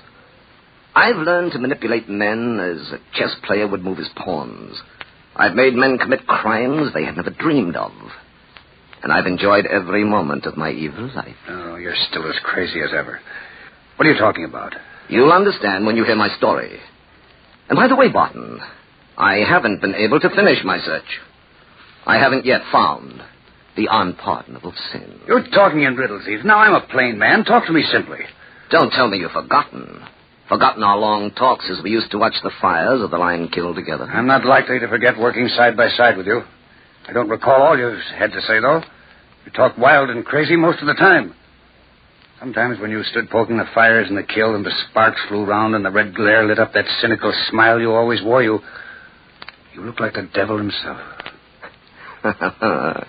It was at just such a time, brother, when my face still glowed from the heat of the line kill, that we began to talk of the unpardonable sin. Think back, Barton. Think back to a certain day when we stood together on the side of Mount Greylock firing the furnace. Stand back, Ethan, while I stow in this log. We don't need it. Fire's going good enough now. All right, then. Shut the door. I like to watch a blazing fire. I guess it's about the only excitement I get. What a life. Why don't you go to the city, Ethan? Get some kind of job there. I don't want some kind of job. I don't want to work just for the sake of working and making money. I'm not made like that. Sometimes I think, brother, you're not made like anybody else in this world. You flatter me, Barton. But there is no doubt that I'm unique. Yes, the only thing that would drive me to labor industriously would be some unusual, interesting motive. A wicked motive, if I know you. I'll bet my life on it. Before you die, Ethan, you're going to commit some kind of unpardonable sin. Unpardonable sin. Now, what does that mean? Unpardonable sin. We don't all yield the same temptations. Our weaknesses are all different. Our sins are different. And which sin is unpardonable? Well, I guess I don't rightly know, but the way I look at it, a man's weakness can lead him to sin and maybe to an unpardonable sin. Now, take Willie Sheridan coming along there riding up. Horses are his folly. Maybe they could lead him to commit his unpardonable sin. Well, he ought to be tending to his paper mill, but instead, here he comes in the middle of the day horseback riding. Hiya, boys! Fine day! Sure is, Willie. Good hunting, Willie. Watson, you've inspired me. You've given me a reason for living. I'm going out in search of the unpardonable sin. By Hickory, I almost think you mean it. You got the same kind of expression you used to have when we were kids, and you'd pull wings off of flies just to watch them wriggle. A minor experiment, Barton. But now I shall embark on a master plan, on a large-scale experiment in sin. Find out a man's weakness, and you can control his life. And perhaps make him commit the unpardonable sin. It should make a lifetime of interesting research. No doubt, Ethan. No doubt. Hey, look. Look over there in the valley. Must be a big fire. There's a lot of smoke. Yes, looks like it. Isn't that Willie Sheridan's place? Yeah, it's just about where it is, all right. Say, if there's a fire in his stables, Willie will be fit to be tied. Well, Willie was on his way home just now. I think I'll run over and see the excitement. I always did like a fire. Surely you haven't forgotten that day, Brother Barton. The day Willie's stables burned down. When I arrived, Willie was running around frantically, not accomplishing very much. Some of his horses were trapped, and there was nothing anybody could do about it. As I watched Willie's mounting hysteria, I suddenly decided I had meant what I had said about the unpardonable sin. And I realized I could go about my research in a cold-blooded way. Willie would be my first experiment. He had, as we all know, a bad temper. And his fights with Tom, his groom, were known around the whole countryside. So I went up to Will and I said, Willie, you know how the fire started? No. I'd give anything in the world to find out. Must have been somebody's confounded carelessness. Or revenge, maybe? What? Revenge? What do you mean? Speak up, man. You must know Tom hates you. Everybody heard him say he'd get even someday. Oh, I see it now. Yes, it all adds up. I had to quarrel with Tom just before I took out the new filly. Look at Tom leaning against the fence, that satisfied smile on his face. He's got his revenge, all right. Why, that dirty up. I'll fix him. I'll kill him. What I'll do, I'll tell him. Now, don't lose your head, Willie. Hey, what's the matter, Willie? Somebody stop it. It's your pitchfork. Let me go, Willie. It wasn't Tom's fault. Tom wasn't even...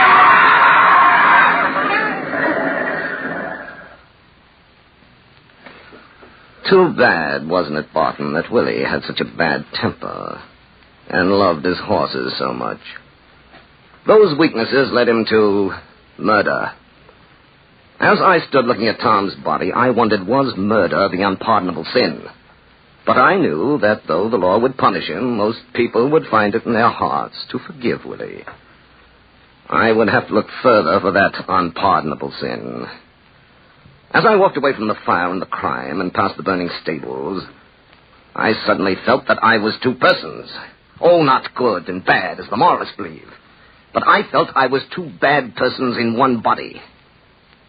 I know it sounds fantastic to your matter-of-fact mind, but to me it was clear. One of my selves was inexperienced in evil.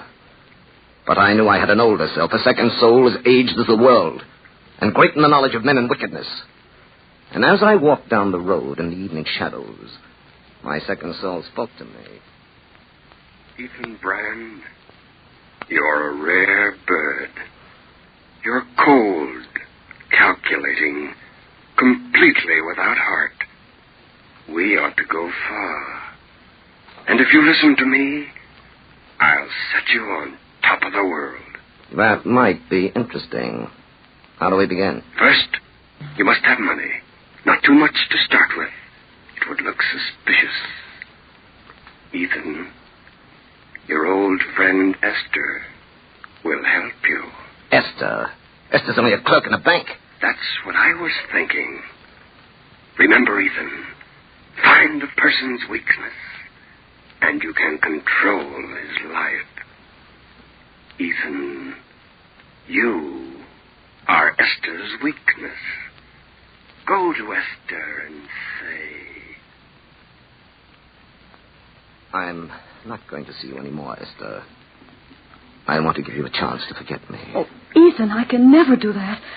Goodness knows I wish I could, but I just can't get you out of my mind and my heart. I guess I've never really explained myself. You see, I'm not the type to be satisfied with a little cottage with a white fence all around and a clothesline in the backyard. I want the best, and I want my wife to have the best. If I had a future and money, I'd ask you to marry me tomorrow, Esther. Ethan, you've never said that before. You've never mentioned marriage. I've never had the right. Oh, Ethan. And now, ironically, the chance of a lifetime has come to me.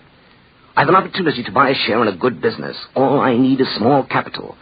But, of course, I can't even think about it. Well, there must be some way to get the money. How much do you need, Ethan? $10,000. Of course, I only need it for a short time. Once I had an interest in the business, I could borrow money and pay back the $10,000 in a few months. Yes, of course you could. Ethan, let me help. You know, Mother left me quite a little income. No, I didn't know that. But you don't think I'd take money from you? From a woman? I'm not any woman. I'm the woman you're going to marry. Please, Ethan, please let me help you. All right, Esther. But I wouldn't take help from any other woman in the world. You see, brother, how easy it was to get people to do what you want. It was like playing a fascinating, mischievous game. That night, as I walked home from Esther's in the moonlight, my second self spoke again. You handled that nicely, Ethan. Esther will have that money just when you need it. It'll just take a little time to arrange matters. And what do I do now? Ethan, call on Willie's poor, bewildered, beautiful sister, Grace Sheridan. Offer your sympathy over the recent tragedy. Grace can be a big help to us, Ethan. Yes. Yes, that's a brilliant suggestion. I'll see that my talk with Grace Sheridan is highly satisfactory, and that the results are according to plan. Awfully nice of you to come and see me, Ethan. I'm just so confused. Willie was so crazy about the horses, he neglected the mill, I'm afraid. Tell you the truth, I'm going to be lucky if I don't have to go into bankruptcy. Grace, let me help you. What? I'd like to put some money into the mill, manage it for you. Oh. You see, paper interests me. Paper's used for 1,000 purposes. It's used all over the world. I'd turn your paper mill into a big business. Well, you sound like a miracle, Ethan. You really mean this? With all my heart. Well, how much money can you put into the mill? About $10,000. That's fair enough. Then it's settled. Fine. Here's to my very charming senior partner. It's funny, Ethan, that we haven't seen much of each other in these years. Where have you been all the time? Just waiting. Waiting for this day and this moment. And we're going to see a lot of each other from now on, Grace.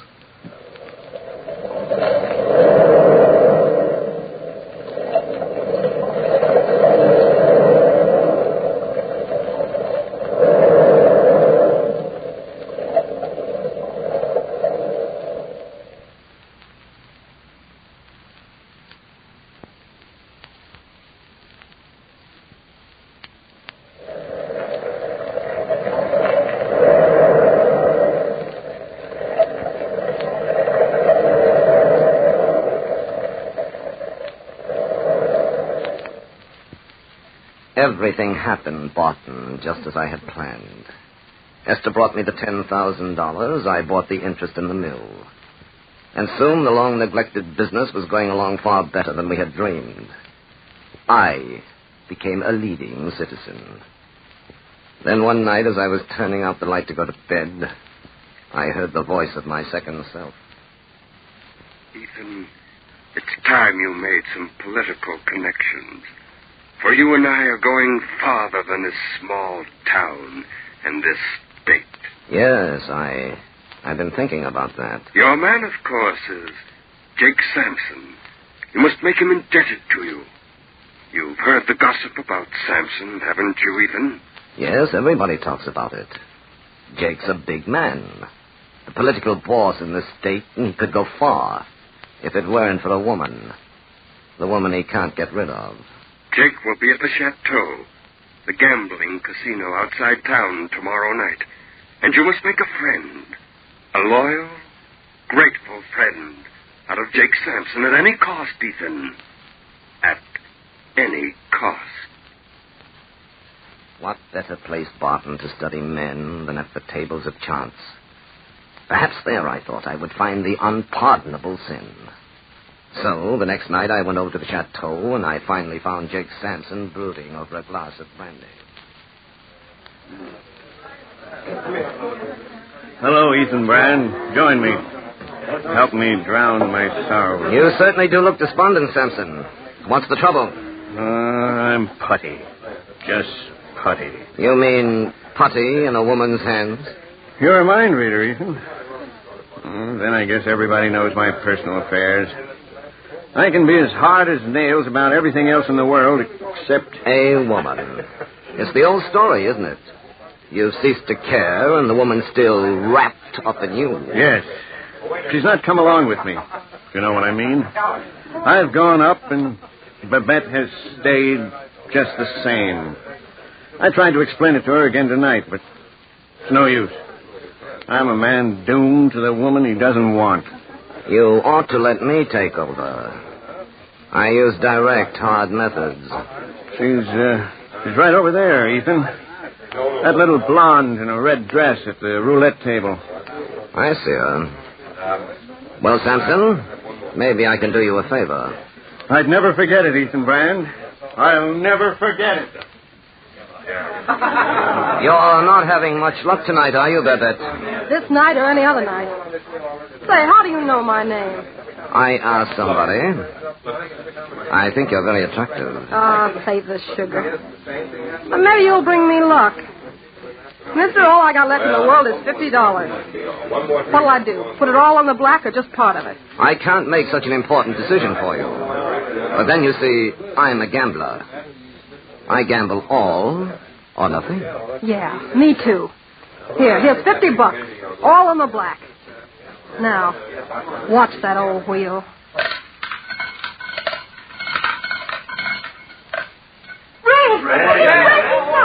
I win! And I've lost everything. Well, goodbye, mister. Hope you have better luck than I. Oh, just a minute, Babette. I'm going for a walk. Let me come along. Why not?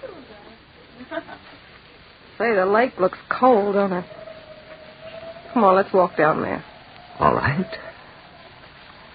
Say, who'd you ask about me when you found out about my name?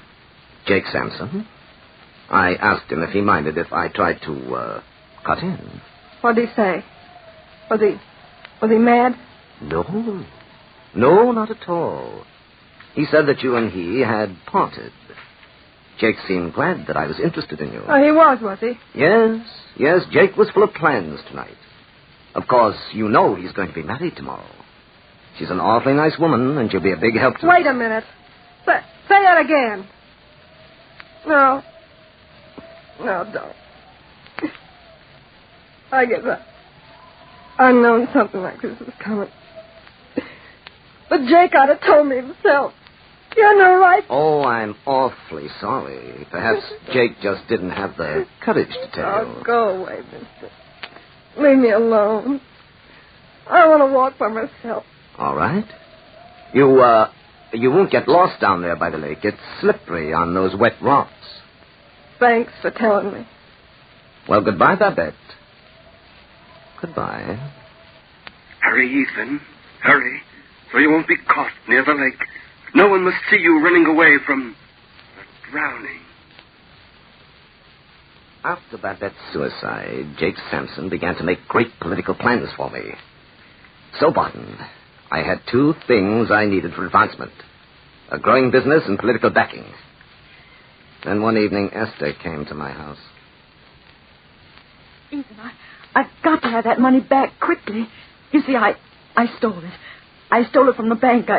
I took it in dribbles and fixed the books so they wouldn't find out, but in a few days the accountants are coming, Ethan. But, Esther, you told me it was money from your mother's estate. Oh, I lied, Ethan, I lied.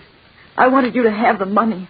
I thought we were going to be married. We are going to be married, Esther, very soon now. And I'll get you that money by noon tomorrow. Oh, Ethan, I knew you wouldn't let me down. I knew it. So I've got to go now, dear. Goodbye, Ethan. Goodbye, Esther. Ethan, you must not marry Esther. I've never for a moment seriously considered it. Grace is the woman for you, Ethan. I know that. Don't I know I'd get full ownership of the mill from Grace? Besides, she has the social connections I need. You must get rid of Esther some safe way. She's the kind of woman who would be troublesome. The kind who would fight for you. Hang on to the end. You must get rid of Esther without hurting yourself. Yes, but how? How? Remember your rule, Ethan. Control people through their weaknesses. Now, Charles Townsend, the president of Esther's bank, loves power. Power over people. He likes to make people suffer. He acts quick and he has no mercy.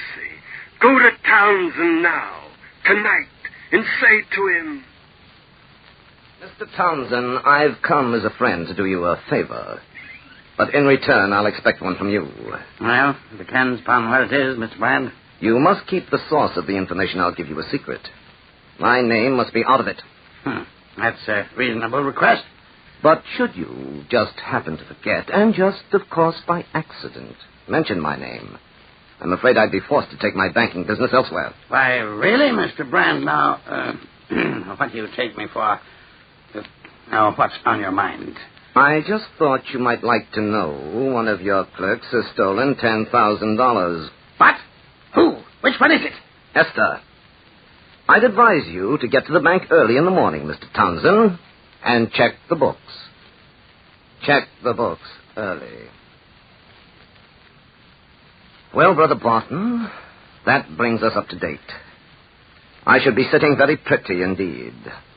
Esther is out of my way in the state penitentiary. I'm engaged to Grace Sheridan. I shall be owner of a prosperous mill. And Jake Sampson has great political plans for me. Yes, Barton. I'm on my way to that coveted place on top of the world. You're mad, Ethan. Stark mad. You and your second self. Get out of my house. But wait, brother. You haven't heard the end. You haven't shared my joke. I'm on my way to the top. But I'm never going to get there. I came here from Dr. Myers. I haven't been feeling very well lately. I made him tell me the truth. I've but a few months to live. I'll never realize any of the glory ahead for me. Isn't it a joke, brother? A colossal joke. What are you made of, Ethan? You don't even care about yourself, do you? Doesn't seem to mean anything that you're going to die. Not a thing. I don't know why I haven't any feeling, any emotion, Barton. But there it is. I haven't. Well, I've had quite a career, haven't I, brother? And to think it all started over a search. A search for the unpardonable sin. Which I never did find. Ethan, you caused a girl to steal, drove a woman to suicide, and egged down a man to murder. You found the unpardonable sin, Ethan. You've committed it by deliberately leading people into temptation. The unpardonable sin, Ethan, is in your own breast. Now, please get out. I can't stand the sight of you any longer. All right, Barton, if that's the way you feel. I think I'll go up on the side of Mount Greylock and have a last look on the scenes of my boyhood. See our rustic lime kiln once more. Then I shan't be going there. My new fireman knows his business anyway. I don't want to see you again, Ethan. But perhaps, brother, perhaps you shall. It didn't turn out, Ethan, as we planned, did it? No, but I've decided what I must do. Yes. Yes, it's the best way. Come. Come ahead. Joe, wake up. You're a fine fireman asleep on the job. Wake up. It is a bad head I have. Your brother Ethan, he shot me in the jaw, he did. Ah, the blasted fool. Your brother wanted to stir the fires in the kill, but I wouldn't let him. The fires was just right. I didn't want no interference. So he shot me, he did. I guess I've been out for some time. And look at that. The idiot left the furnace door open. Now wait till the fires are out. Joe! What's the matter now? Come here. Look inside the furnace. The saints preserve us. A skeleton. A white skeleton of a man lying there on the red-hot coals. And here outside the door on the ground is the man's hat. Maybe it's your brother. Yes, it belonged to Ethan Brand.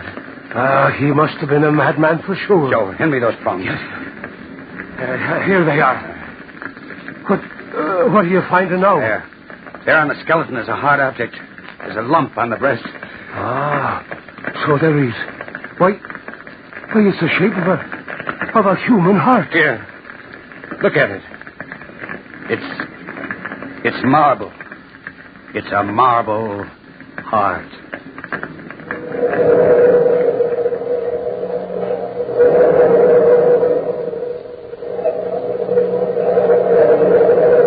From the time-worn pages of the past, we have brought you the immortal tale, The Heart of Ethan Brand. Bellkeeper, toll the bell.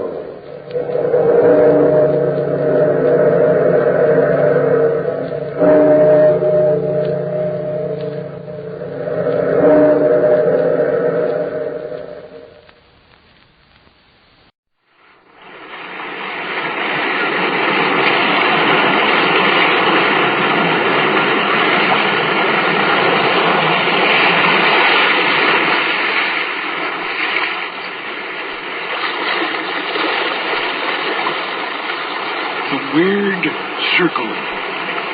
In this cave by the restless sea, we are met to call from out of the past stories, strange and weird. Bellkeeper, toll the bell, so that all may know we are gathered again in the Weird Circle.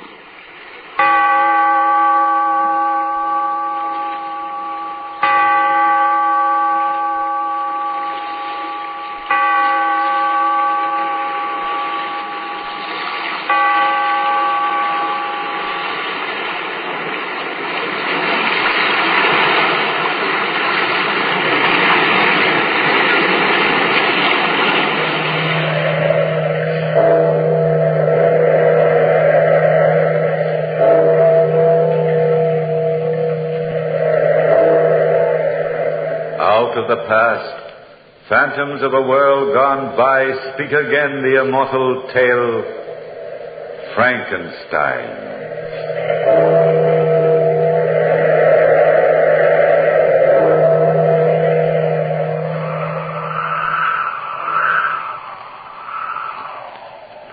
The wind howling outside my lonely home is my only companion. All else is quiet here, as I sit by my window in the parlor, writing this document for the scientific world. Be warned, you doctors and scientists who come after me. Be warned that man must not experiment with the secrets of life.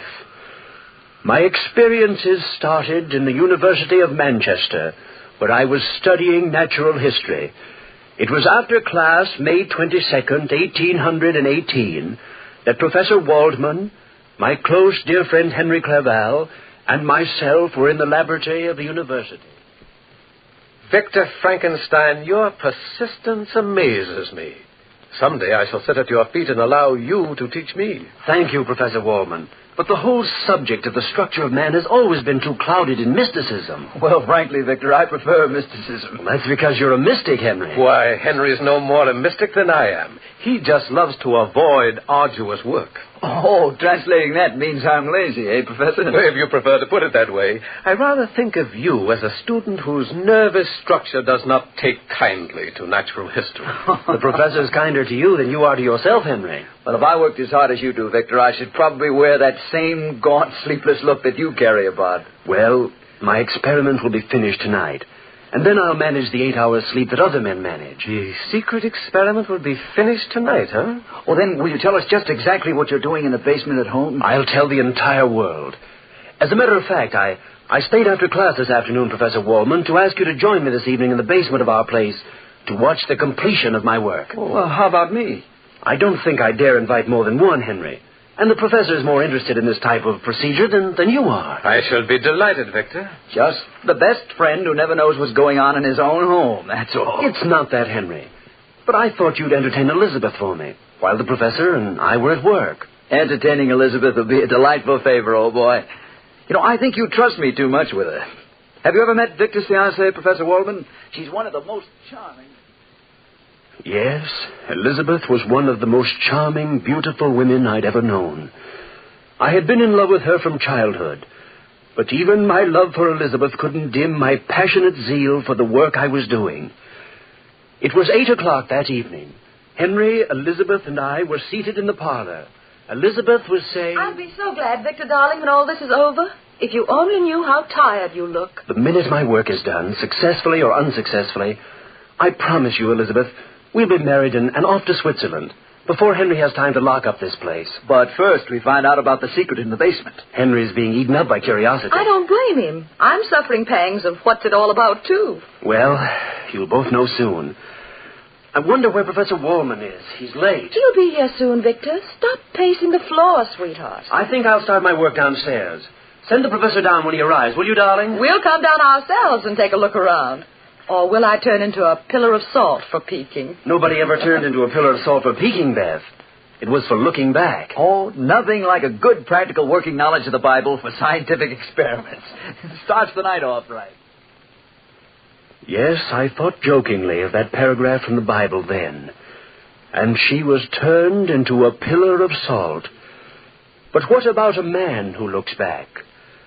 There is no ready reference for him or for me. I went downstairs to my laboratory at a little past 8, opened the door, and started to tinker around to pass the time more quickly. My every sense was alive, taut, waiting, with the sense of what was to come. I heard a knock on the side door, which led me from my laboratory directly into the forest, which bordered Manchester. I looked out and...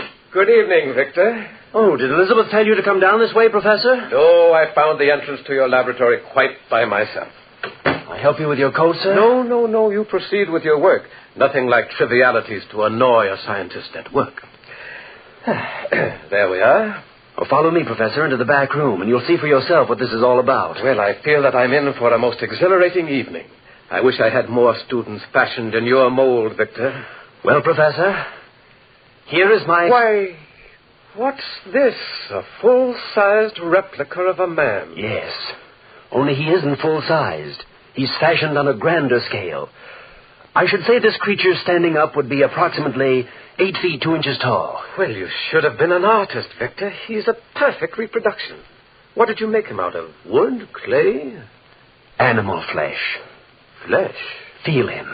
Oh, feels like the body of a dead man. Or the body of a man who hasn't as yet been brought to life. This body is complete in every detail.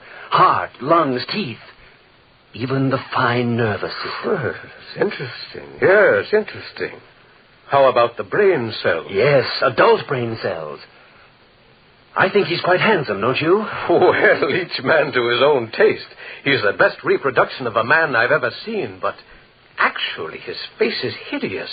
As a plastic surgeon, my dear Victor, I'm afraid I can't give you much credit. Well, what do you intend to do with this hulk? You see this fluid here in the test tube? Yes. I filled the hypodermic needle with it. And now I'm going to inject the full 8 ounces into the vein, directly above his heart. But why? Watch. You see, Professor, quite by accident, I stumbled on the secret of life. I've been bringing small, one-cell creatures to life for quite some time. The secret of life? Within 30 seconds, after this injection, this creature will live. You're trying to play God, Victor. It's heresy. It's science. I'm making a new race, by far finer than the present one. Larger in structure, stronger, heavier, healthier. A race able to live on nuts and berries. With a greater capacity for feeling. Victor, for the love of heaven, don't go through with this experiment. No man living has the right to tamper with the secret of life. You've created a monster on that floor. You've no idea what will happen if you go through with this. Watch, Professor. The injection. I only hope and pray this is a failure. It can't be. His eyes moved. Watch him, Professor. He's like a baby, first realizing life. His hands touch the floor. His eyes are trying to focus on the world around him. He's hideous. Yes, he's hideous. I made the skin too much like parchment, I'm afraid. Victor, get rid of that monster. Trying to stand up. If that mind which you've created is a twisted one, have you any idea what kind of horror you've let loose in England? As a humanitarian, I feel it my Christian duty to do this now. Put that knife down, Professor. No, I can't let... Oh, he's got me in the clutch of his hand. Command him to stop this, Victor. Stop fighting him, Professor. He's frightened. He has the same reactions as a child, grabs and won't let loose. Let me go, monster. Stop! Don't go out that door! Put the professor down! Don't go out that door!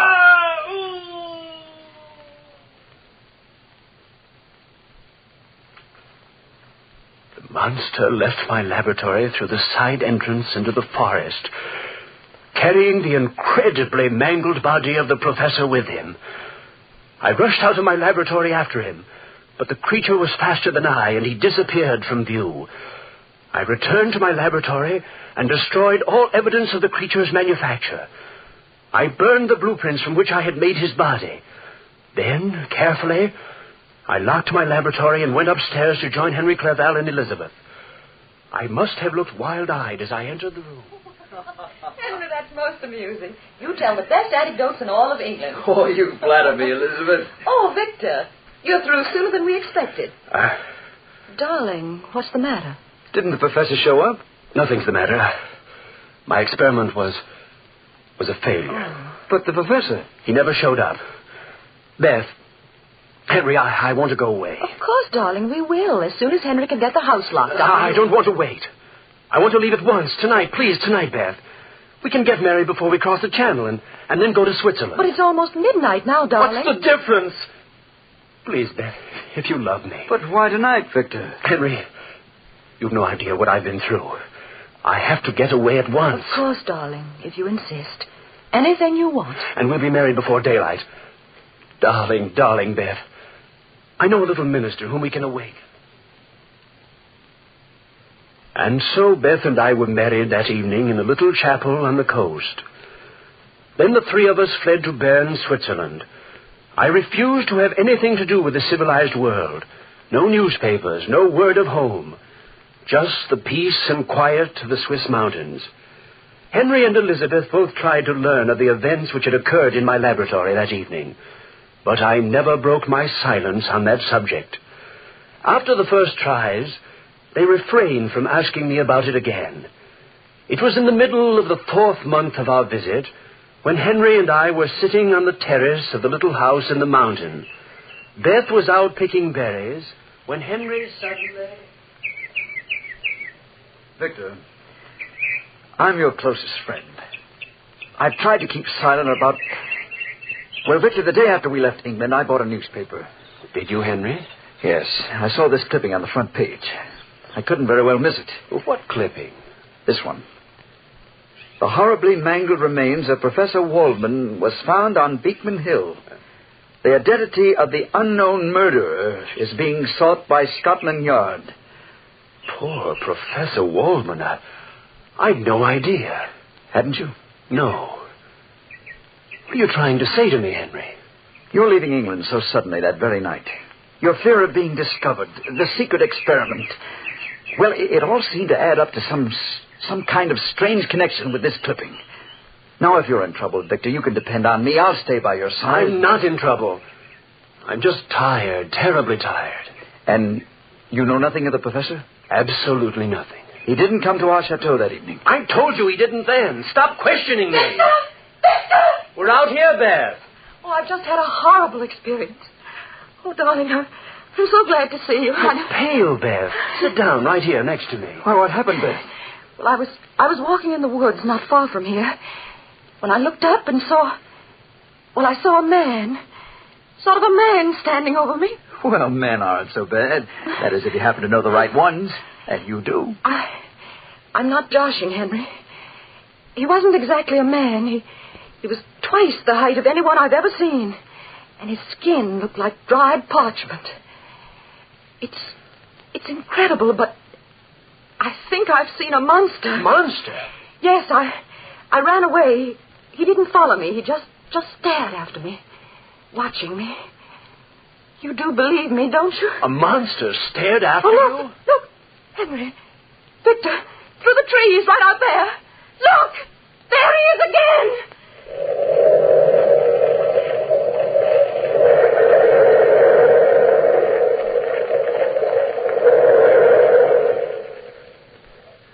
Yes, the monster stood there, silhouetted against the trees.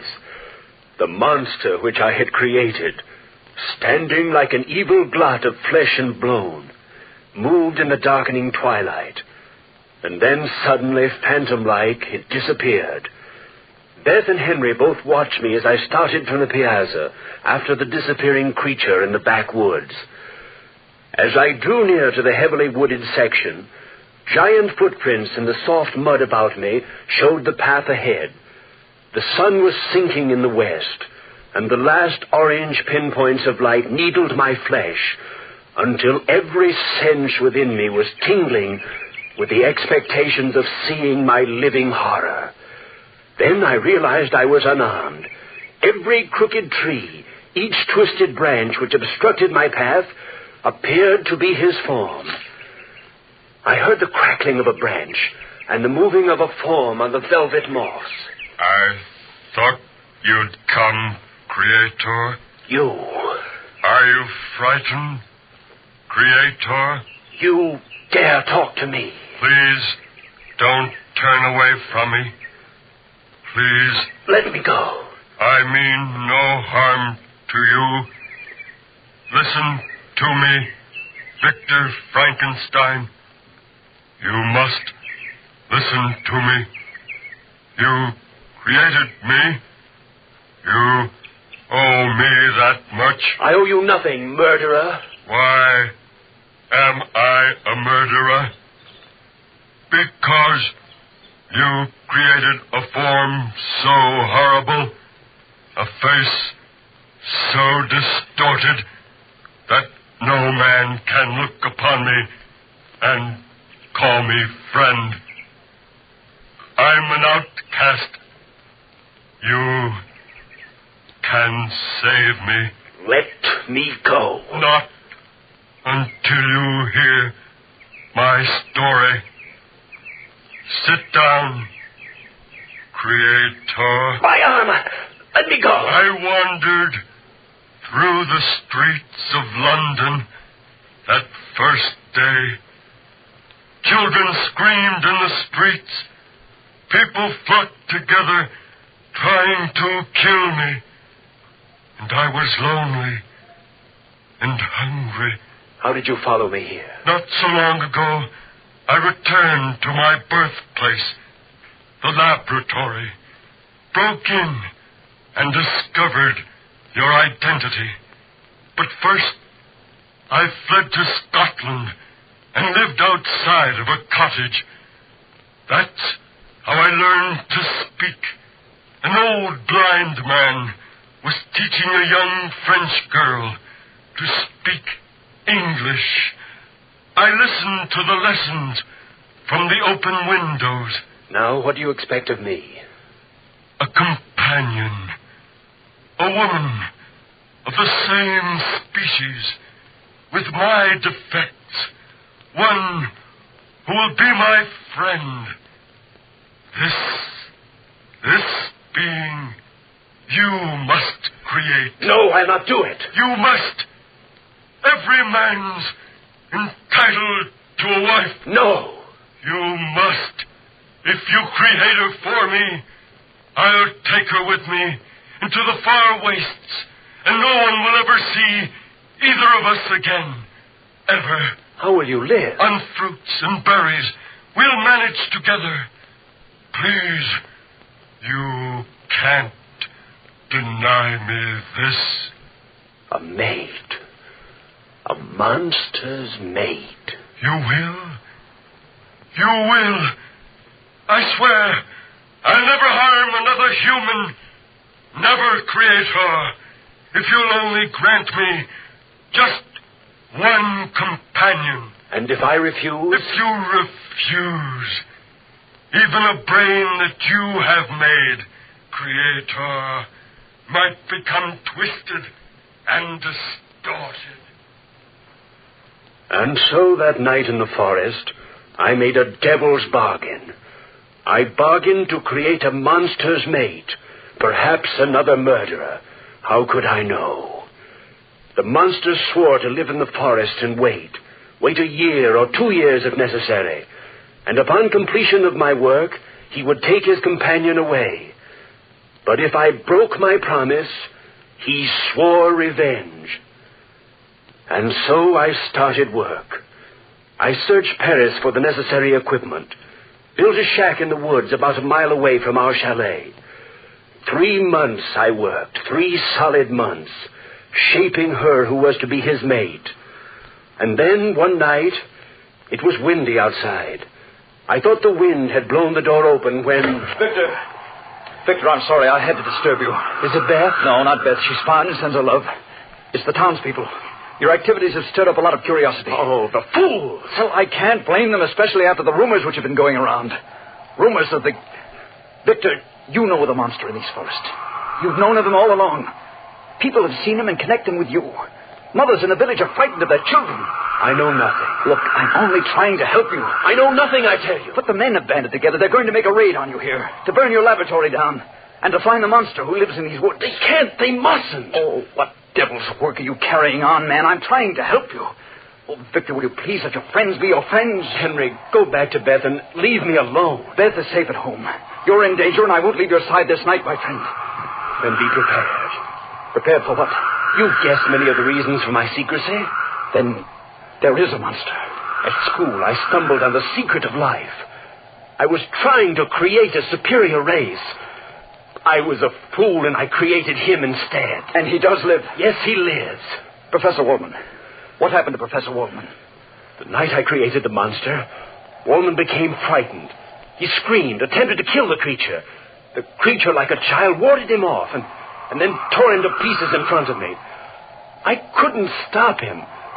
The monster had killed before it had really begun to live. Then what?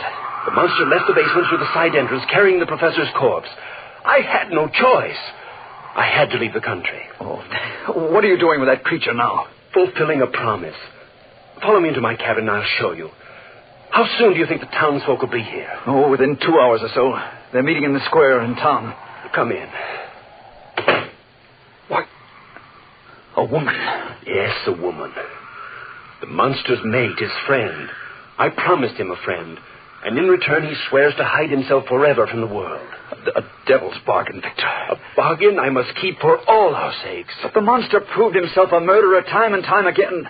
Why, in London after the death of Professor Waldman. Time and time again. But how do you know that the mate won't be even more vicious than he? You'll let loose an avalanche of hatred. Oh, destroy her before you bring her to life. Yes, avalanche of hatred. Look, you've no time to waste. Set fire to this cabin quickly, Victor. Set fire to the cabin and come away. But man alive, you can't go through with this thing. But the promise. It's a promise to a fiend. He'll be your death and ours, Victor. Oh, hurry, man, hurry, if you've any love for Beth. I've been insane with grief and fear for Beth and you. Go back to Beth, Henry, at once and wait for me. And you? I'll set fire to the cabin as soon as I destroy my books. I'll join you later. Well, hurry, friend. We'll meet you home as soon as you can make it. For 1 full hour, I worked feverishly. I soaked the shack in oil, and then taking a taper from the vase, I lit the fire. The fire started quickly. I placed my books in the very center of the room and then opened the door of my shack. The experiment was at an end, and I felt free. The monster's mate would never live. I walked out, and then I saw him, his face contorted with rage. My wife! My only dead devil friend! My only dead! I knew then what was in his mind as he raced through the forest in front of me. The blazing shack was a beacon of light, and I saw his huge, misshapen form outdistance me, far outdistance me. He was faster than I, taller than I, and covered more territory. Racing, running blindly through the forest, I reached my home. The door of my home was flung open. Henry, mutilated and torn, stumbled blindly toward me. Victor, the monster. Henry, what? I tried to, Victor. Henry, you. Beth, no. Upstairs. Beth, I'm coming, darling, I'm coming. I'm coming upstairs. I'm coming, darling, I'm coming. If you kill her, Beth,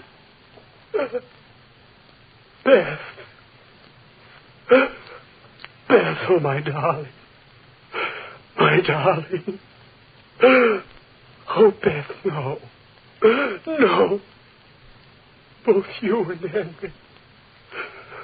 Both dead. You two are alone, Creator. Yes. Both of them were dead. All my dear ones gone from me now. And I'm alone. The wind howling outside my window is my only companion. All else is quiet as I sit by my window, writing this document. I am dying of loneliness and fear, shunned by the world, hated by everyone. I know I am waiting only for the monster's return, and he, having eluded the world, will return when I've suffered my full share of misery, as he has suffered his.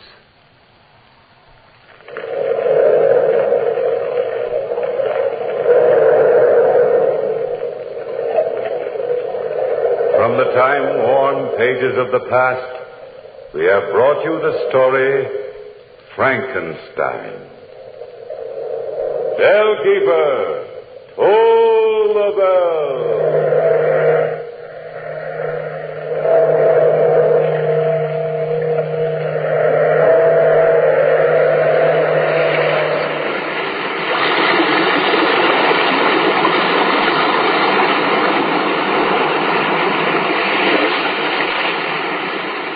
From the time-worn pages of the past, we have heard another immortal tale in The Weird Circle. Bellkeeper, toll the bell.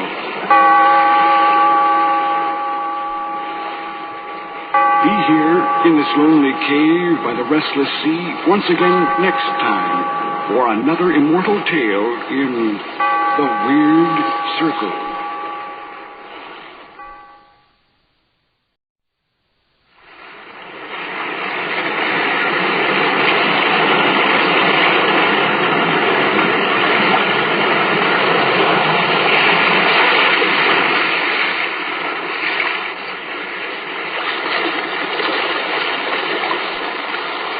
Weird Circle. In this cave by the restless sea, we are met to call from out of the past stories, strange and weird. Bellkeeper, toll the bell, so that all may know we are gathered again in the Weird Circle.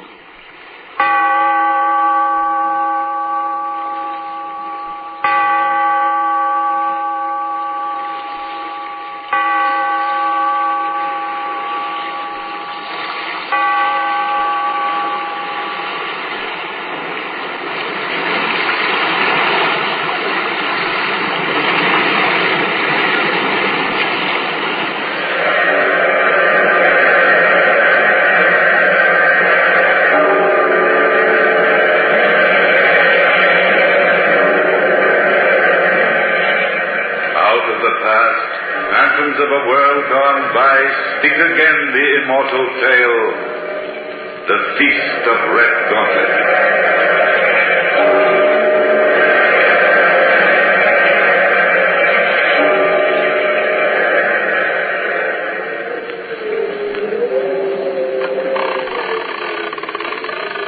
Three men dead, hanging on a gibbet, hanging and swaying, and the gibbet creaking in the wind.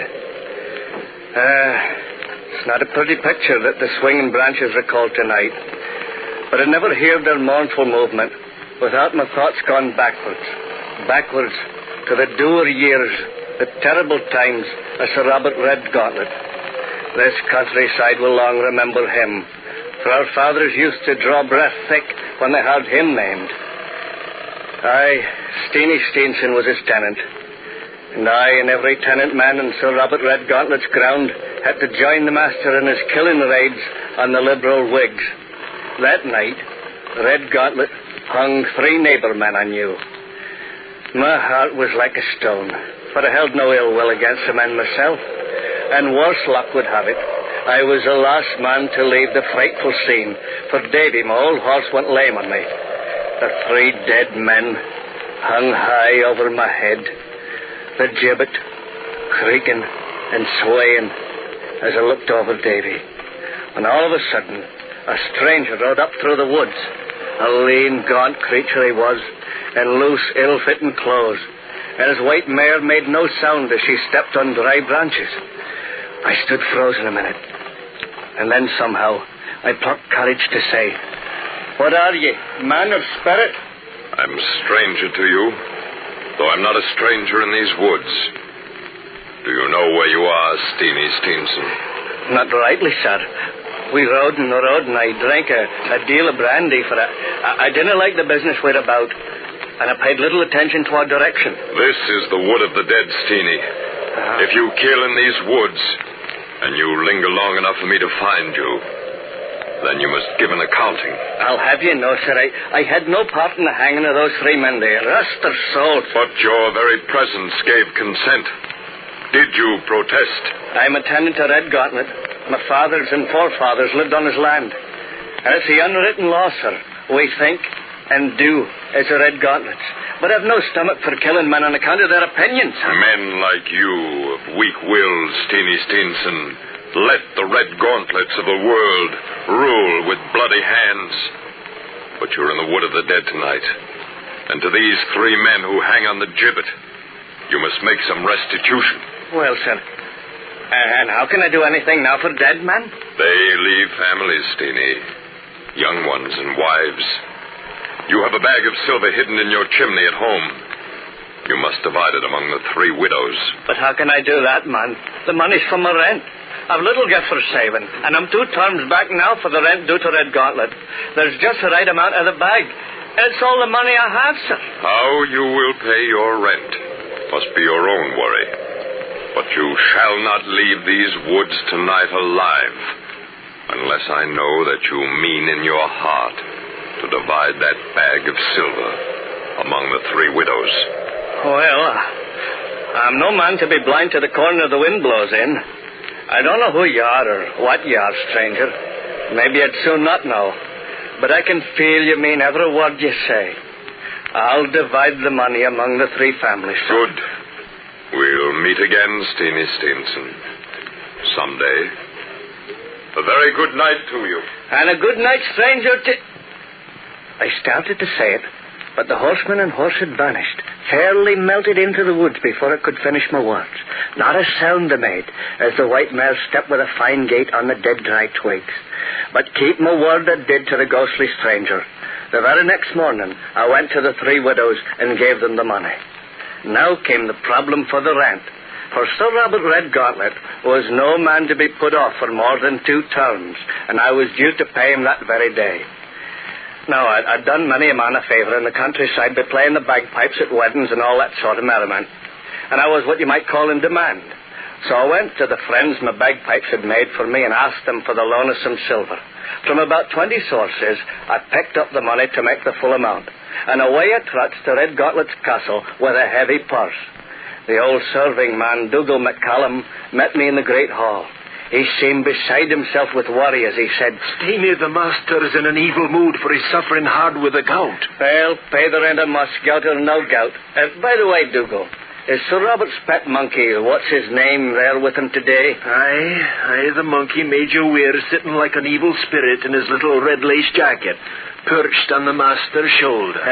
It's afraid he'd be. I hate that little jackanapes. Well, come, man. I'd like to get this business over. This way, Steenie. I've never seen the master look so bad.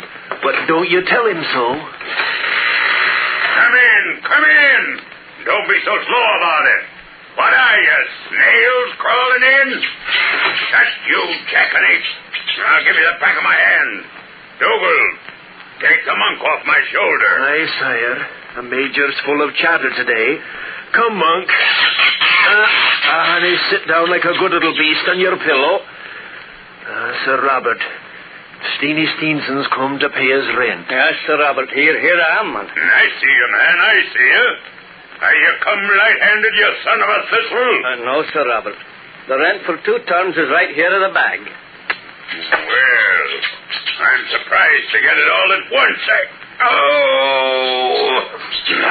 This blasted gout is enough to drive a man to make a pact with the devil himself. Oh, don't say things like that, Sir Robert. The evil one might hold you to it. You hypocrite, Steenie. You know as well as I do that everyone believes I've already made a pact with the devil. And everyone's sure of where I'm going when I die. I never listen to gossip, Sir Robert. Now, if you'll count the silver and give me the receipt, I'd best be going. All right, Steenie. Dougal, take Steenie to the hall and give him a cup of brandy while I count the silver and make out the receipt. Come along, Steenie, with some right fine brandy just down from Edinburgh. I'm never a man, Dougal, to refuse a sample. I hate this whole blasted gout. Dougal! Hey? Bring me a bowl of cold water. The master is having an attack you again. Idiot! Oh, my heart. My heart. What's the matter? What can I do, Dougal? Is the master worse? Steenie, run, man. Get on your horse and fly for the doctor. I'll do that. Sir Robert looks bad to me. Out of Red Gauntlet's castle, I rode as fast as I could, and rode hard to bring Dr. McKenzie. I felt in my bones this was no light illness of Red Gauntlet's. The doctor and I were soon back in the castle, and as we opened the door, I thought how uncommonly quiet it was. Then old Hutchin, the butler, come toward us. You're too late, Steenie, with the doctor. Steenie and I rode as fast as we could. What happened, man? The worst. Sir Robert Red Gauntlet is dead. Heaven keep his soul. Well. That's sad news, Hutchin. Of course, I'll have to confirm the death and make out the proper papers. Yes, sir, I know. This way, please, sir. I tiptoed out and left that place of death, for I knew I'd only be in the way. And so deep was I in the thoughts of Red Gauntlet's end that I was a fair way home when of a sudden I remembered. Hadn't I left the silver for the rent there and never got a receipt? But then I considered old Dougal was a witness to the fact that I'd brought the money, and in due time it would all be put to rights. And so the matter would have been, had not the uncanniest bad luck happened the night before Red Gauntlet's funeral. That night, old Dougal invited Hutchins to his room for a round of drinks before they went to bed. Hutchins told me more than once about that strange night. Hardly was he seated in the room when Dougal said, Hutchin, we've both served the dead master a long, long time. Aye. And though Red Gauntlet may have used an iron hand to others, he was good to us. Well, here's long life to you, Dougal. Thank you, Hutchin. But I know I'm not long for this world. Oh, come now. Don't let the master of death make you morbid. It's not to the morbid. But you know the master and I were more like 2 brothers. I've followed Sir Robert through good and ill, through pool and stream. I've followed with a blind devotion. And though the master goes to the evil place, I too would have to follow. And I think it won't be long. Man, get hold of yourself. I'll begin to think Sir Robert's death has turned your reason. You're sure to think that when you hear what I have to tell you. As you know, Red Gauntlet lies in state in his own room, and I've been sleeping as usual in the room which adjoins his. If you remember, Sir Robert used to blow on his small silver whistle for me to come and turn him over in his bed. Well, Hutchin, as true as I'm alive this minute, every night since Red Gauntlet's death, I've heard that whistle. I've heard that silver whistle blow in the night. Dougal, you make my hair stand on end. Man, you must have dreamed such a thing. I did not dream it. I heard the silver whistle, and so frozen was I with terror that I did not stir. But in the daytime my conscience hurt me, for I can't let even death break my service to Sir Robert. Listen, there it is. Red Gauntlet's silver whistle. The Lord keep our souls. It's an awesome song. I've got to go, Hutchin. I've got to answer Red Gauntlet's call, just as I used to. But, man, you cannot be turning the corpse over in its bed. I've got to go. Stand by me, Hutchin. At least, go with me to Red Gauntlet's door. I have no will for such doings, but I can't fail you in a pinch like this. Come, then. The master is impatient. Never did this hall seem so long, Dougal. Aren't we two addle-headed old men to be answering a silver whistle blown by a dead man? And on second thoughts, Dougal, maybe we only imagined we heard the whistle. We did not dream it, Hutchin. Oh, well, we're near to the master's bedroom now. I dread opening the door. Aye. The light of the candles might reveal to us more than we want to see. But open the door we must. Dougal, look. The dead master lies just as we left him. Dead and quiet. But Hutchin, look! Look on the foot of the bed! It's the foul fiend himself, the evil one!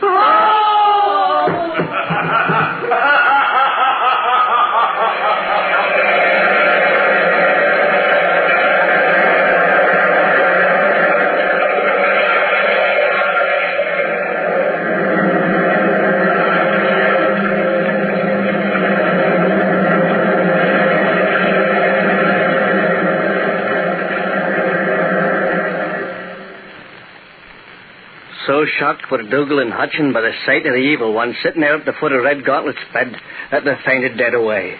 Finally, when Hutchin came out of the faint and gathered his wits about him, he found old Dougal lying in a heap dead. Dougal had joined Red Gauntlet in the last long journey. Now, when I heard about Dougal's death, I felt sad indeed, but I'm afraid I felt more pity for myself than anyone, for Dougal was the only witness to the silver I'd left for the 2 terms of rent. Now, Sir Robert Red Gauntlet's son, Sir John, had come up from London for the funeral and to put things to right. In due time, he called me to come to see him, for I knew for certain he would. I stood before him in the great hall, and Sir John said, Steenie Steenson, you're down here for 2 terms' rent. That's a whole year. Please, Your Honour, Sir John, I paid it to your father. Oh, you got a receipt then, doubtless, Steenie, and can produce it? Indeed, I hadn't time, sir. For no sooner had I set down the silver, and Sir Robert was drawing the bag to him, when he was taken with the pains that took him out of this world. Oh, that's very unlucky. But perhaps you paid it in the presence of somebody. Aye, Sir John. There was nobody in the room but Dougal McCallan, and as Your Honour knows, he soon followed the dead master. Very unlucky again, Steenie. Very strange to me that no one has told me that a bag of silver was found on the table after my father died. Perhaps the butler Hutchin knows something about it, sir. All right, I'll see what he has to say. Hutchin! Hutchin! Yes, Sir John? Hutchin, I wonder that I was never told about a bag of silver left by Steenie Steenson the day my father died. It should have been found on this very table by which my father had been sitting. But we found no bag of silver, sir. I came running at once when the master cried out, and it was I who put the room to rights after we'd carried out the body. But I did leave the money right there on the table. Well, Hutchin, there's only one thing to do. Call all the servants together and question them. And if I can find no proof that the bag of silver was stolen, what story then are you going to tell me, Steenie? Where will you suggest we look for the money? In the evil place, if you want my opinion, sir. In the evil place with your father and his silver whistle. I paid the money for the whole year's rent, and there's an end of it. Oh, no, it's not. You will produce the rent or the receipt for the rent by this time tomorrow, or I shall have you put in chains. Now get out! I rode away from the castle fairly seeing red. Here I was, the same Steenie Steenson who only a few weeks before had been the most popular piper in the countryside, the toast of every feast and frolic. And now of a sudden, men would be calling me names, a thief, a cheat, and worse. I rode on and on, little caring where my horse Davy led me. Finally, I realized I was in a thick patch of wood. And I noticed of a sudden that beside me was riding a stranger, the lean, gaunt man in ill-fitting clothes on a white mare. A white mare that made no sound as she stepped on dry branches. Just as the night of the hanging, I said, "What are ye, man or spirit?" I'm your friend, Steenie. I've come to help you. Unless you can lend me money. There's no other help you can give me in this world. But there may be some help in another world. Now, I can tell you this. Sir Robert Red Gauntlet is disturbed in his grave by your curses and black thoughts of him. And if you will venture to see him, he will give you the receipt. Stranger, I've the courage to go to the very gates of the evil place, and a step further for that matter, for that receipt. All right then, Steenie. Turn sharply to the left. Make your horse wind in and out of that thick settlement of black fur.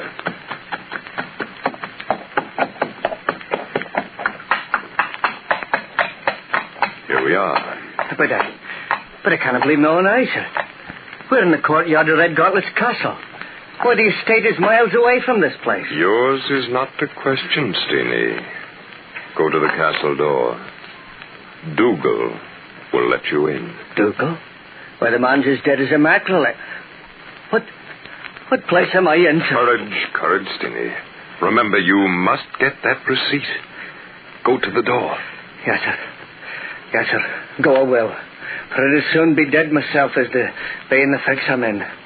Well, Davy, me good horse, goodbye. If I don't come back, you'll know I've gone to... Heavenly days. There's Dougal standing there waiting at the door for me. Dougal, man. I never thought to see you alive again. I'm not alive, Steenie. Aye? Now listen carefully.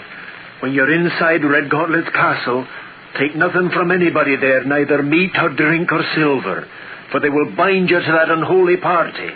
Take nothing except that receipt which is your own. Come.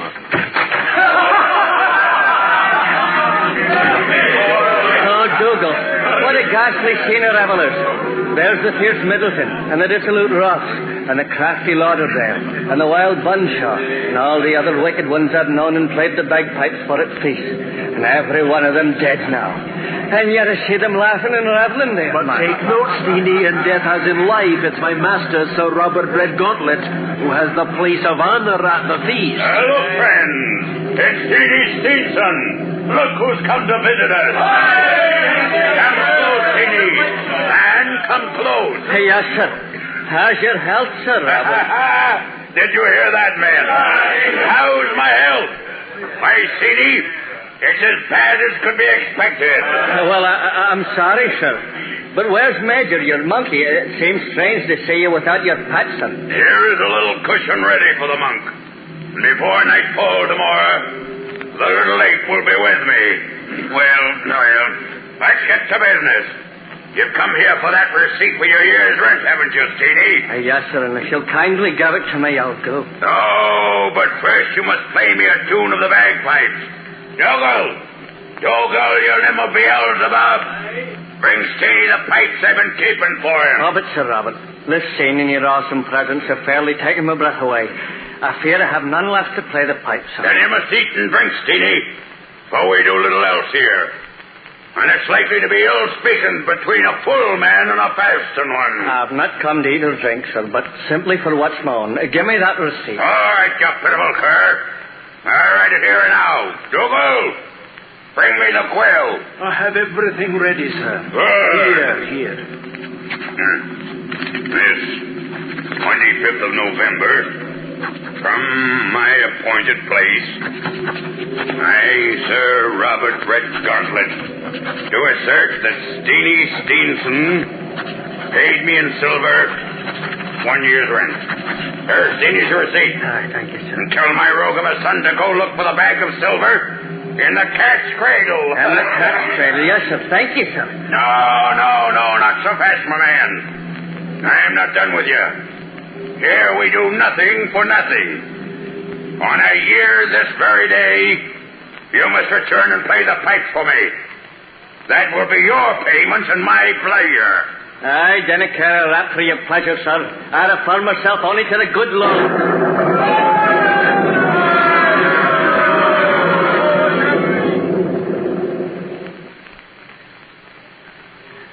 At the mention of the holy name, it seemed to me that the whole earth shook, and I lost both breath and scent. When it came to it, was early morning. I was in the woods, a full 5 miles from home, and Davy, my horse, was feeding nearby. And then I laughed, and I thought what a nightmare of a dream I had. But then I realized I was holding something tight in my hands. And I looked, and I found I held the receipt for the rent, signed by Sir Robert Red Gauntlet. With my mind fairly in a daze, I rode at once to the castle and demanded to see Sir John. Looking like a fresh thunderstorm, Sir John greeted me with sour words. If you have come with the excuse to save your breath, Steenie, have you brought me the rent? No, sir, I have not. But I brought Sir Robert's receipt for it. But you told me only yesterday that he had not given you one. Will Your Honor please look at this bit of writing? All right. Looks like my father's hand, I must say. This 25th of November, from my appointed place. But the 25th of November was yesterday. If you got this receipt, Steenie, you must have gone to Hades for it. I got it from Your Honor's father, sir. Whether he be in heaven or someplace else, I don't know. And besides, Sir Robert sent a message to you. He said you were to look for the bag of silver at the cat's cradle. I'm beginning to think you're either mad or a sorcerer. And I hope you recall it was only a month ago in the village when a sorcerer was burned at the stake. I admit I've a long, strange tale to tell, sir, but you'll only believe it if we do find that bag of silver in the cat's cradle. Oh, I never heard such childish nonsense. I don't know any place around here by that name. Please, sir, ask old Hutchin. He knows things about the castle that everybody else has forgot. All right, all right. You right, sir? Hutchin, do you know a place about the castle called the Cat's Cradle? Oh, yes, sir. It's a ruinous turret long out of use, next to the clock house. One can only get to it by a ladder, for the opening's on the outside. It's many long years since I've heard anyone inquire about the Cat's Cradle. Thank you, Hutchin. Come along, Steenie. We'll go to the Cat's Cradle and see what we find. Just in case I need it, I think I'll take this pistol. It was my father's. For what purpose, sir? It has silver bullets. And they say that silver bullets are the only kind effective against mad men and sorcerers. Come, Steenie. Yes, sir.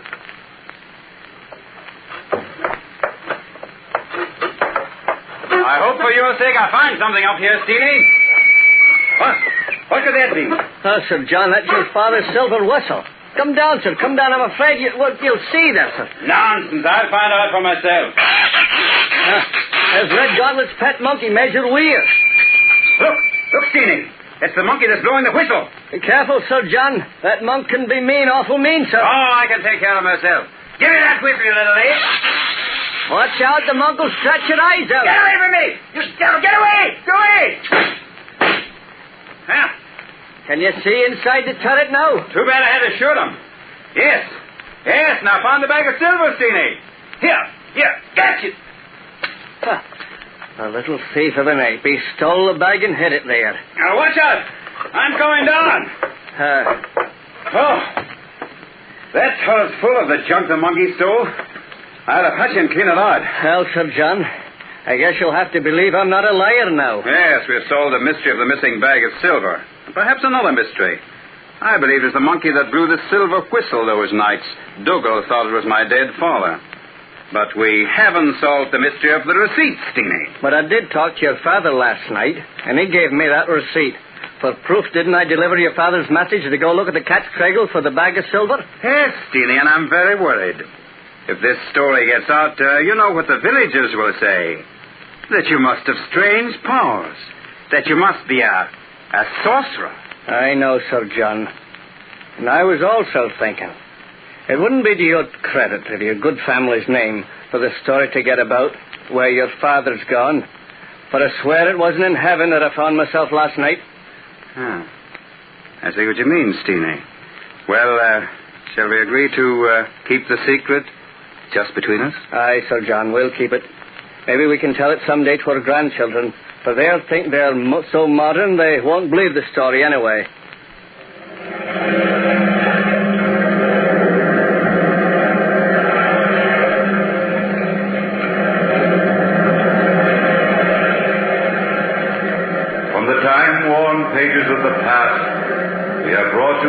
story, The Feast of Red Gauntlet. Bellkeeper, toll the bell.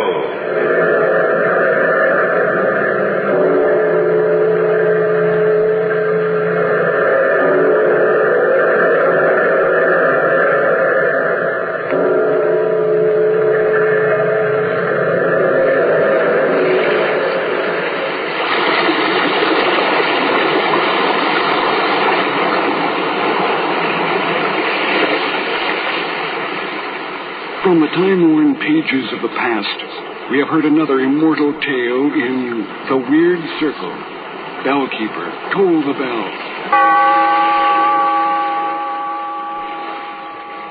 Be here in this lonely cave by the restless sea once again next time for another immortal tale in The Weird Circle.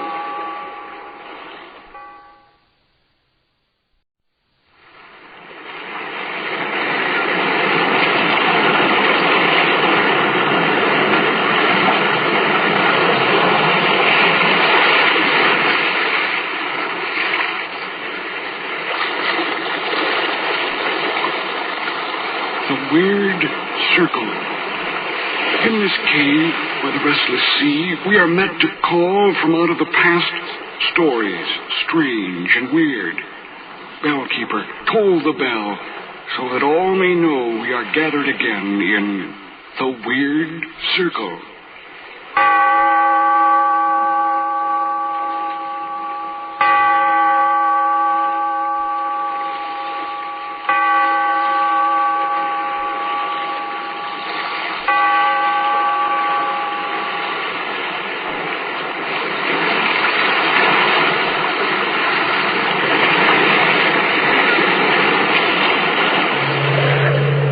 We are met in this cave by the restless sea to reveal the horror in men's minds. Listen to the Weird Circle.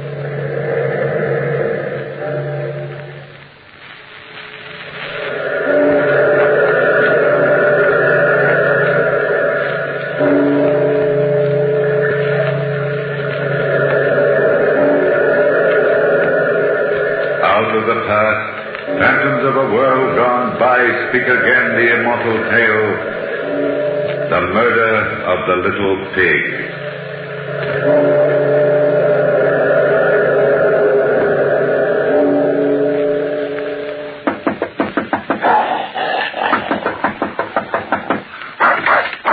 Down, Coquette. Down, I say. Now go to your corner. Welcome in, Monsieur Lahan. This is a surprise. Excuse my dropping in like this, Monsieur Lecoq, but I must see you. Oh, yes, of course. It's a pretty tough customer you got there. Coquette? Oh, she's only bluffing. Please make yourself comfortable. Now, Coquette, stay in your corner. Coquette? Isn't that the dog that was the principal witness in your last case? Yes, and if she only could have talked, I would have not had such a difficult time. But you've come to see me about something, my friend. What is it? Well, you know, Lecoq, I've been plaguing you for years to let me write up some of your interesting criminal cases. You know, are probably the most popular citizen of Paris. Oh, no. Oh, yes, you are. Certainly the greatest detective of our time. Why, people weigh your least word. Just imagine how they devour one of your stories, fictionized. But now you aren't putting me off any longer. My paper says get Lecoq's stories or get out. You don't want to see me lose my job. Oh, hardly. All right, my young friend Lahan. You've bearded me at last in my own den. But I've known a lifetime of crime. Where would I begin? Well, what about your last case, which involved the dog, Coquette? Indeed, why not? That was a baffling mystery. It had a strange, unearthly element, which has never been explained. And it centered around a very pretty woman. Well, it sounds made to order. And, by the way, how did you happen to acquire the dog? Well, that's part of the story. We'll come to that. Now, let me think a bit about this story. Maybe I should refer to my notes. It's file number 23. Yes, and here it is. The murder of the little pig. Well, does one murder pigs? This kind, monsieur. You know how Parisians are. They're forever giving names to people whose appearance or personality reminds them of animals. In French criminal history, we've had the wolf, the fox, the rabbit, the leopard. That's true. And the little hairdresser, Henri Coudray, was called the little pig. Well, It was past midnight when I received word to hurry to the Rue Batignolles, that murder had been done. When I arrived, the police commissioner took me to the scene of the crime. And there on the bedroom floor, the body lay in the position in which it had fallen. Well, there's little for you to do in this case, Lecoq. Old Henri Coudray, called the Little Pig, has been stabbed to death, and we know who the murderer is. Oh, well, that's pretty fast work, isn't it? Or was the murderer caught in the act? No, the murdered man himself enlightened us. Look. Look there on the floor beside the body. Say, that's a name written in blood on the parquet floor. It's a gruesome sight, isn't it? What is the word? It's M-O-N-I-S. Monish, the first half of the name Monistro, nephew of the murdered man. The Little Pig died before he could finish the name, but he gave us enough. You see, Jean Monistro is the sole heir to Coudray's large fortune. What a cinch of a case. You think the old man started to write the name of his murderer in his own blood? What else is there to think? Well, I don't know. Have you noticed the expression on the face of the corpse? Death must have been instantaneous because Coudray died calm, smiling. His assailant must have been known to him. Of course Coudray knew his own nephew. Yeah, but only a hope of revenge could have given so much energy to a dying old man. Imagine how desperately he would struggle to write the name. Why, every split second would count. He knew his life was expiring. And have you noticed something else, Commissioner? The name is written on the right side of the body. And written with the forefinger of the right hand. Oh, come now, Lecoq. This is a simple case. Don't try to make something complicated out of you. I'll convince you. I want you to hear the testimony of the caretaker. Well, Jacques. Jacques, come in here a minute. Yes, monsieur. Now, will you tell Monsieur Lecoq what happened last evening? Oh, yes, monsieur. Gladly. It was about 9 o'clock when the Little Pig's nephew, Jean Monistro, came to see his uncle. Mm-hmm. Did you see Monistro face to face?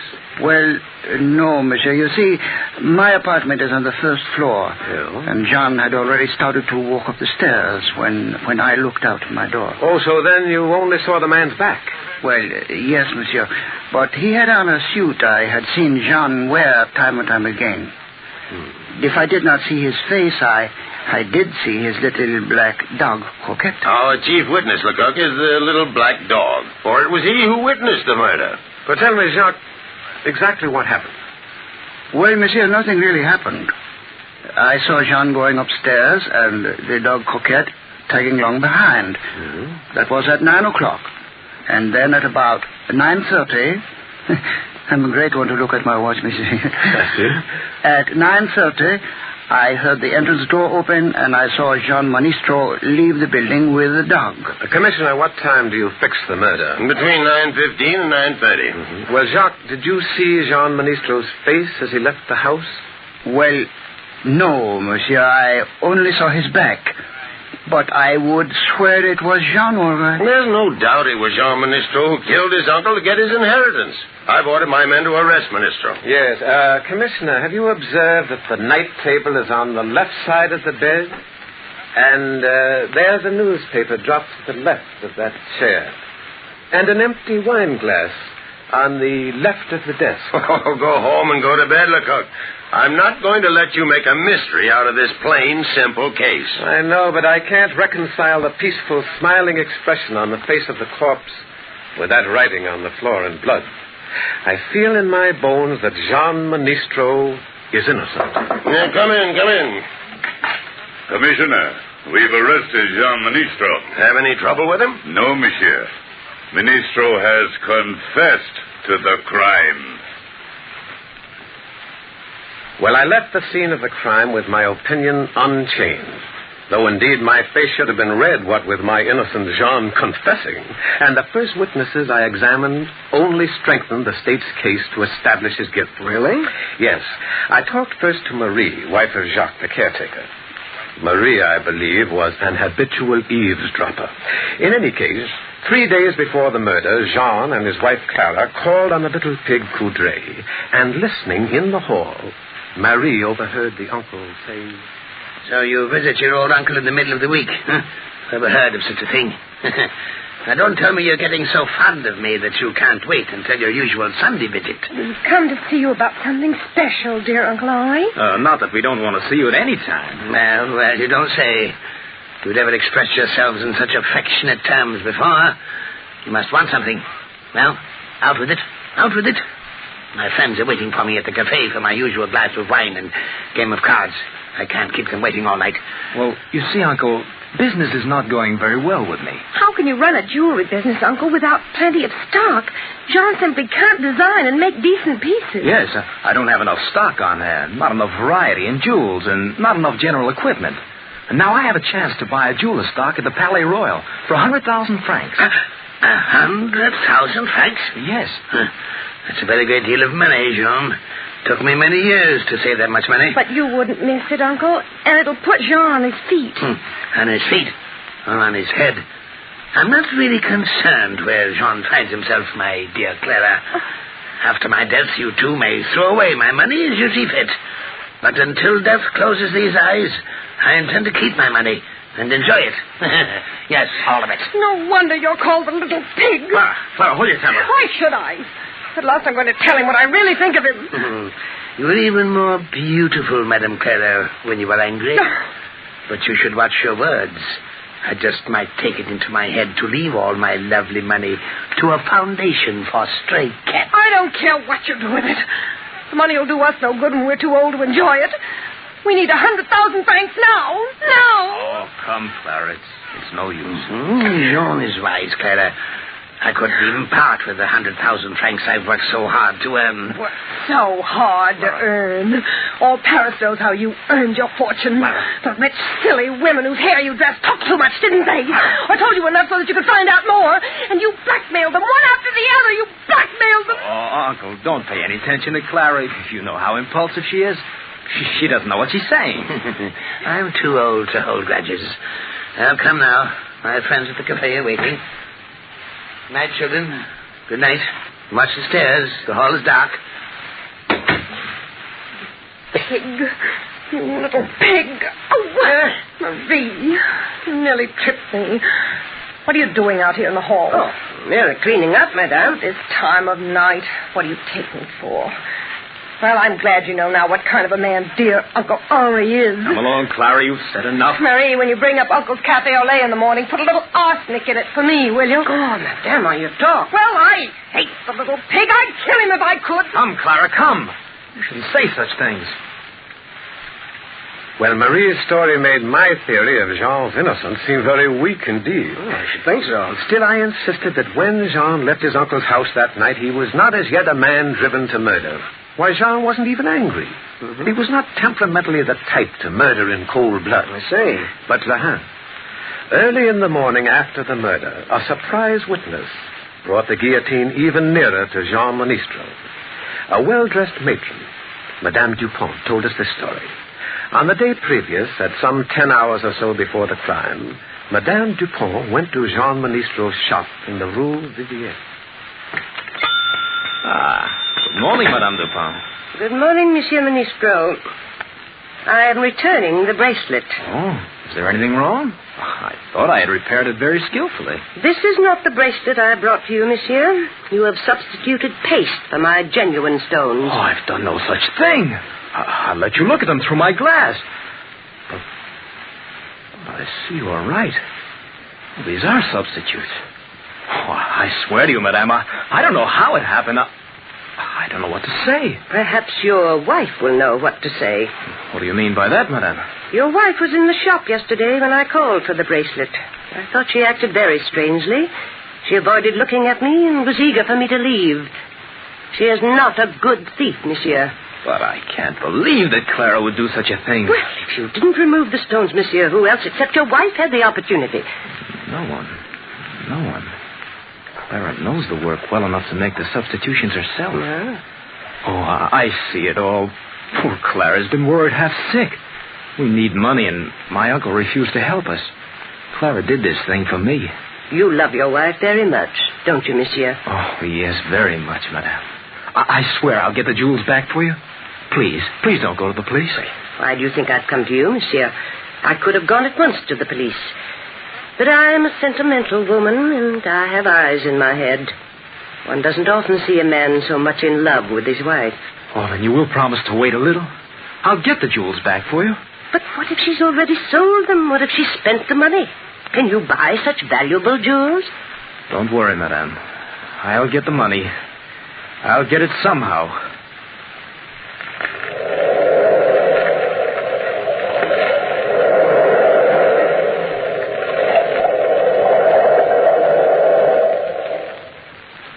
And so you see, Lahan, Madame Dupont furnished the state with the strongest possible motive in the case against Jean Ministro. Yes, I see. But doubt as to his guilt persistently tugged at my mind. It was still early morning, and Jean had not been examined since his confession on the previous night. I wanted to get to him before he became exhausted and confused with the questions of others. I found Jean sullen in his cell and unwilling to talk. I have nothing to say, monsieur. I've confessed. What more do you want? But why did you confess, Jean? That's a queer question. I guess the answer is I'm a man who doesn't know how to hold out. Hadn't gotten away with a murder, I think... Jean, where did you buy the revolver you used? I had it in my possession a long time. Years, I guess. What did you do with it after you killed your uncle? They threw it into the Seine. Your little black dog, Coquette, misses you, Jean. She won't eat. I wish I could have her here with me. She was a one-man dog. Coquette followed me everywhere. Please go now, monsieur. I've no more to say to you. I left Jean now convinced that he was innocent. But where in all Paris would I find the guilty one? I decided next to go to the Rue Vivienne and call on Madame Clara. What can I do for you, monsieur? No one is here. I mean to say, poor monsieur is away, and madame is just leaving. Well, who are you, young woman? Sybil, madame's maid. Now, if you wish to leave an order, or if you wish to buy anything... I'm not here to buy, mademoiselle. I am Lecoq of the police department. Oh. I must speak to Madame Manistro. Oh, my goodness, monsieur. Right away. Madame. I'm right here, Sybil. I heard what the gentleman said. Down, Coquette. Go back. Go back in the room. Take him with you. Come along, Coquette. Like a good dog. Well, you have a very good watchdog, madame. Jewelers keep good watchdogs, monsieur. Does your dog never make up to strangers? No, never. Coquette really only likes my husband. Why are you here? I heard you say you're from the police department. Yes. Here is my identification. I see. Well, perhaps you know I received a summons to appear at court this afternoon for examination. I must leave in a few moments. Yes, I know, but I wanted to speak to you before you left. Oh? Do you think your husband is innocent, madame? I'm sure of it. Jean couldn't kill a fly. So it has seemed to me. Jean is not the type to kill even a fly. But you know that your husband has confessed. I'm sure that Jean is convinced that I killed his uncle. He knew how I hated Uncle Henri. And then I did something foolish, monsieur. Oh? We needed money, and I borrowed some jewels. I believe that Jean found it out. But he didn't know that I still have the jewels, and I'm going to give them back to Madame Dupont. I'm sure he thought I was desperate, that I'd sold the jewels, spent the money, and then got frightened and killed his uncle, whom I hated, so that we could get the inheritance. You have your husband's reasoning pretty well figured out, haven't you, madame? Oh, but I know Jean so well. Did you kill his uncle? No, monsieur. And I have 3 witnesses that I was home that night. It was hot, and I asked 3 neighbor ladies in to have ice cream with me. They were here from 9 o'clock till after 10. Well, if you have 3 witnesses, you have indeed a perfect alibi. But where was your husband at that time? Well, it's quite unfortunate, but Jean went to see a workman about making some artificial pearls. Everything was unlucky that night for Jean. The workman wasn't at home. And I haven't been able to find anyone who saw Jean all evening. What time did he leave the house? About 8:30. He came home about 10:30. I know what you're thinking. Jean was away at exactly the right time for him to have gone to his uncle's apartment and killed him and returned. But I know Jean's innocent. I know it. Where was the dog during the evening? Coquette? It's a funny question. Well, I didn't notice where the dog went. Still, I believe Coquette followed her master. Yes, I'm sure she must have followed Jean. Lahan, Madame Clara was from first to last a mystery to me.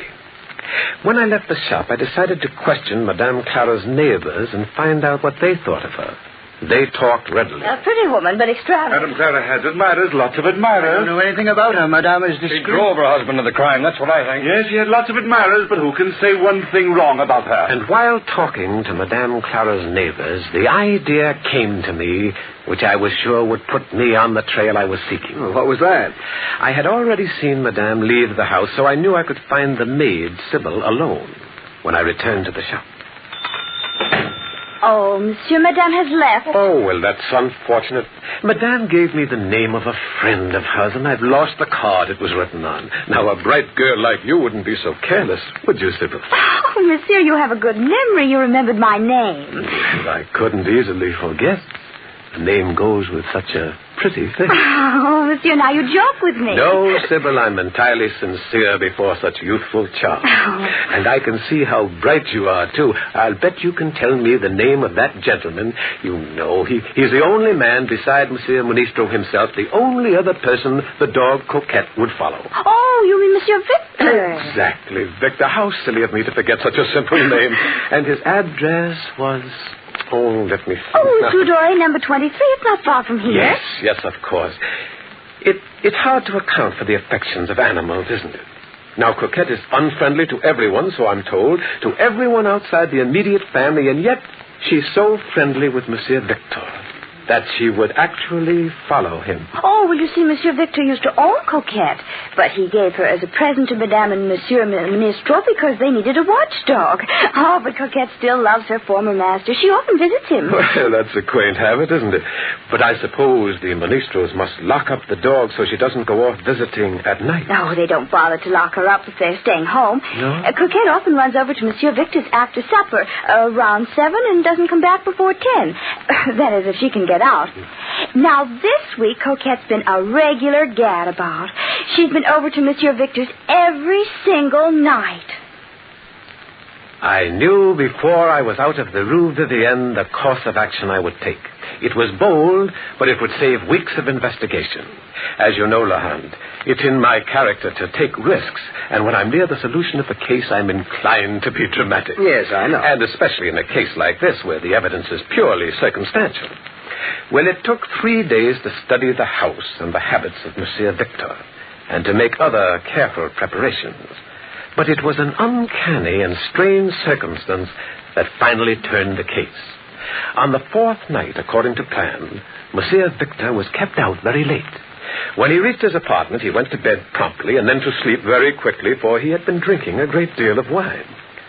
But presently, Monsieur Victor was awakened by a voice, by an unforgettable voice.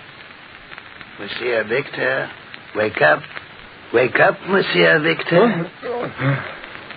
Who are you? You know who I am well enough.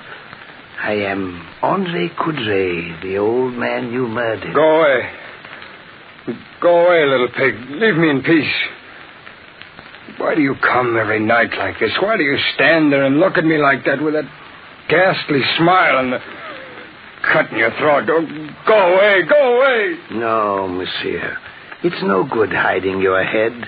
I will come back and come back until I have driven you out of your mind. But what do you want? What do you want? Why did you kill me? Any man has a right to know why he was killed. If I tell you, will you go away? Will you promise never to come back? Yes, I promise. Now, tell me, and I will stay quite silently dead. All right, I'll tell you. I love Clara. I dressed like Jean, took the dog Coquette to your house and killed you. And now Jean will go to the guillotine. Clara will inherit your money, and in time we shall be married. I killed 3 birds with 1 stone. Got rid of you and Jean, and Clara will have your money. Very clever, Monsieur Victor. And you wrote part of Jean's last name in my blood on the floor, didn't you? Yes, that finished it. Now go back. go back to your grave and stay there. All right, men, grab him. Oh. You're under arrest, Louis Victor. Oh. Danton, turn up the light. There's no use. I got him. What is this? Take that gun away from him. All right, now he's handcuffed. Well, Danton, that was a very good performance. Well, thank you, Lecoq. It was a pleasure. Who is that man? He's the image of Andre Coudray. This is Philippe Danton from the Comédie Française. How do you Very do? good actor. How do you do? Well rehearsed and perfectly made up. You know, I'm almost ashamed to work this ancient trick, having an actor pretend to be a ghost. But it did work. Oh, don't boast, Monsieur Lecoq. You had little to do with the success of your trick. The little pig Andre Coudray made your trick work. Are you trying to tell me that a dead man helped us? I believe he did. What? For the last 3 nights, I dreamt a vivid dream, the same dream each night. I dreamt that Andre Coudray stood at the foot of my bed exactly as I saw this actor. Coudray did not speak in my dream, but when I heard his voice tonight, I was not surprised. I believe my dream had come true, that the apparition was really there, and that Andre Coudray wanted to know why I'd killed him, that if I told him, he would go and leave me in peace. What? Are you really telling me the truth, that you actually dreamed of seeing Henri Coudray as you saw the actor Danton tonight? Oh, what reason do I have to lie? You've got my confession now. It was not you, but the little pig Henri Coudray who trapped me. And so, Monsieur Lehan, that is my file number 23. Do you think it will give you a good story? Good story? It's amazing. Oh, by the way, you haven't told me how you came by the dog, Coquette. Oh. Coquette, come here. You may leave your corner now. Come here, girl. Jean Ministre was so grateful to me for releasing him from facing the guillotine that he insisted on giving me his dearest possession, Coquette. She's a fine little dog. Yes. You know, I'm afraid I'd make a poor detective. I lost sight of some of your clues. Now, what made you so sure that Jean Ministro was innocent? Well, sometimes the things that are not seen are near enough to put the eyes out. Yeah? You remember how I had observed that the night table, water, wine glass, and so on were all at the left side for convenience? But the letters we found on the floor, M-O-N-I-S, were at the right of the body, written with the right hand. Well, I later confirmed my first impression that Coudray was left-handed. And besides, the police commissioner had greeted me with the information that Coudray had been stabbed. But later, I asked Jean in his cell what he had done with the revolver, and he answered that he had thrown it into the river Seine. Well, I suppose Clara was convicted as Victor's accomplice, wasn't she? No, we suspected her, but suspicions are not proof. She denied knowing of Victor's affection for her, and we could get absolutely nothing against her. But always I have wondered, was Clara merely a clever, discreet woman and a good actress? Was she Victor's accomplice? What do you think?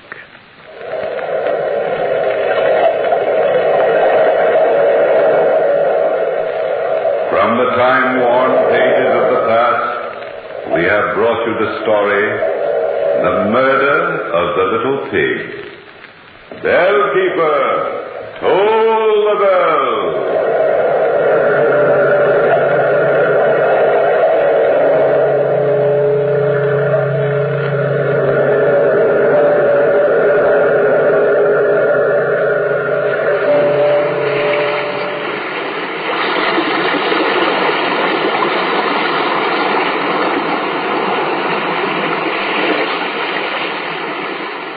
From the time-worn pages of the past, we have heard another immortal tale in The Weird Circle. Bellkeeper, toll the bell. Be here in this lonely cave by the restless sea once again next time for another immortal tale in The Weird Circle.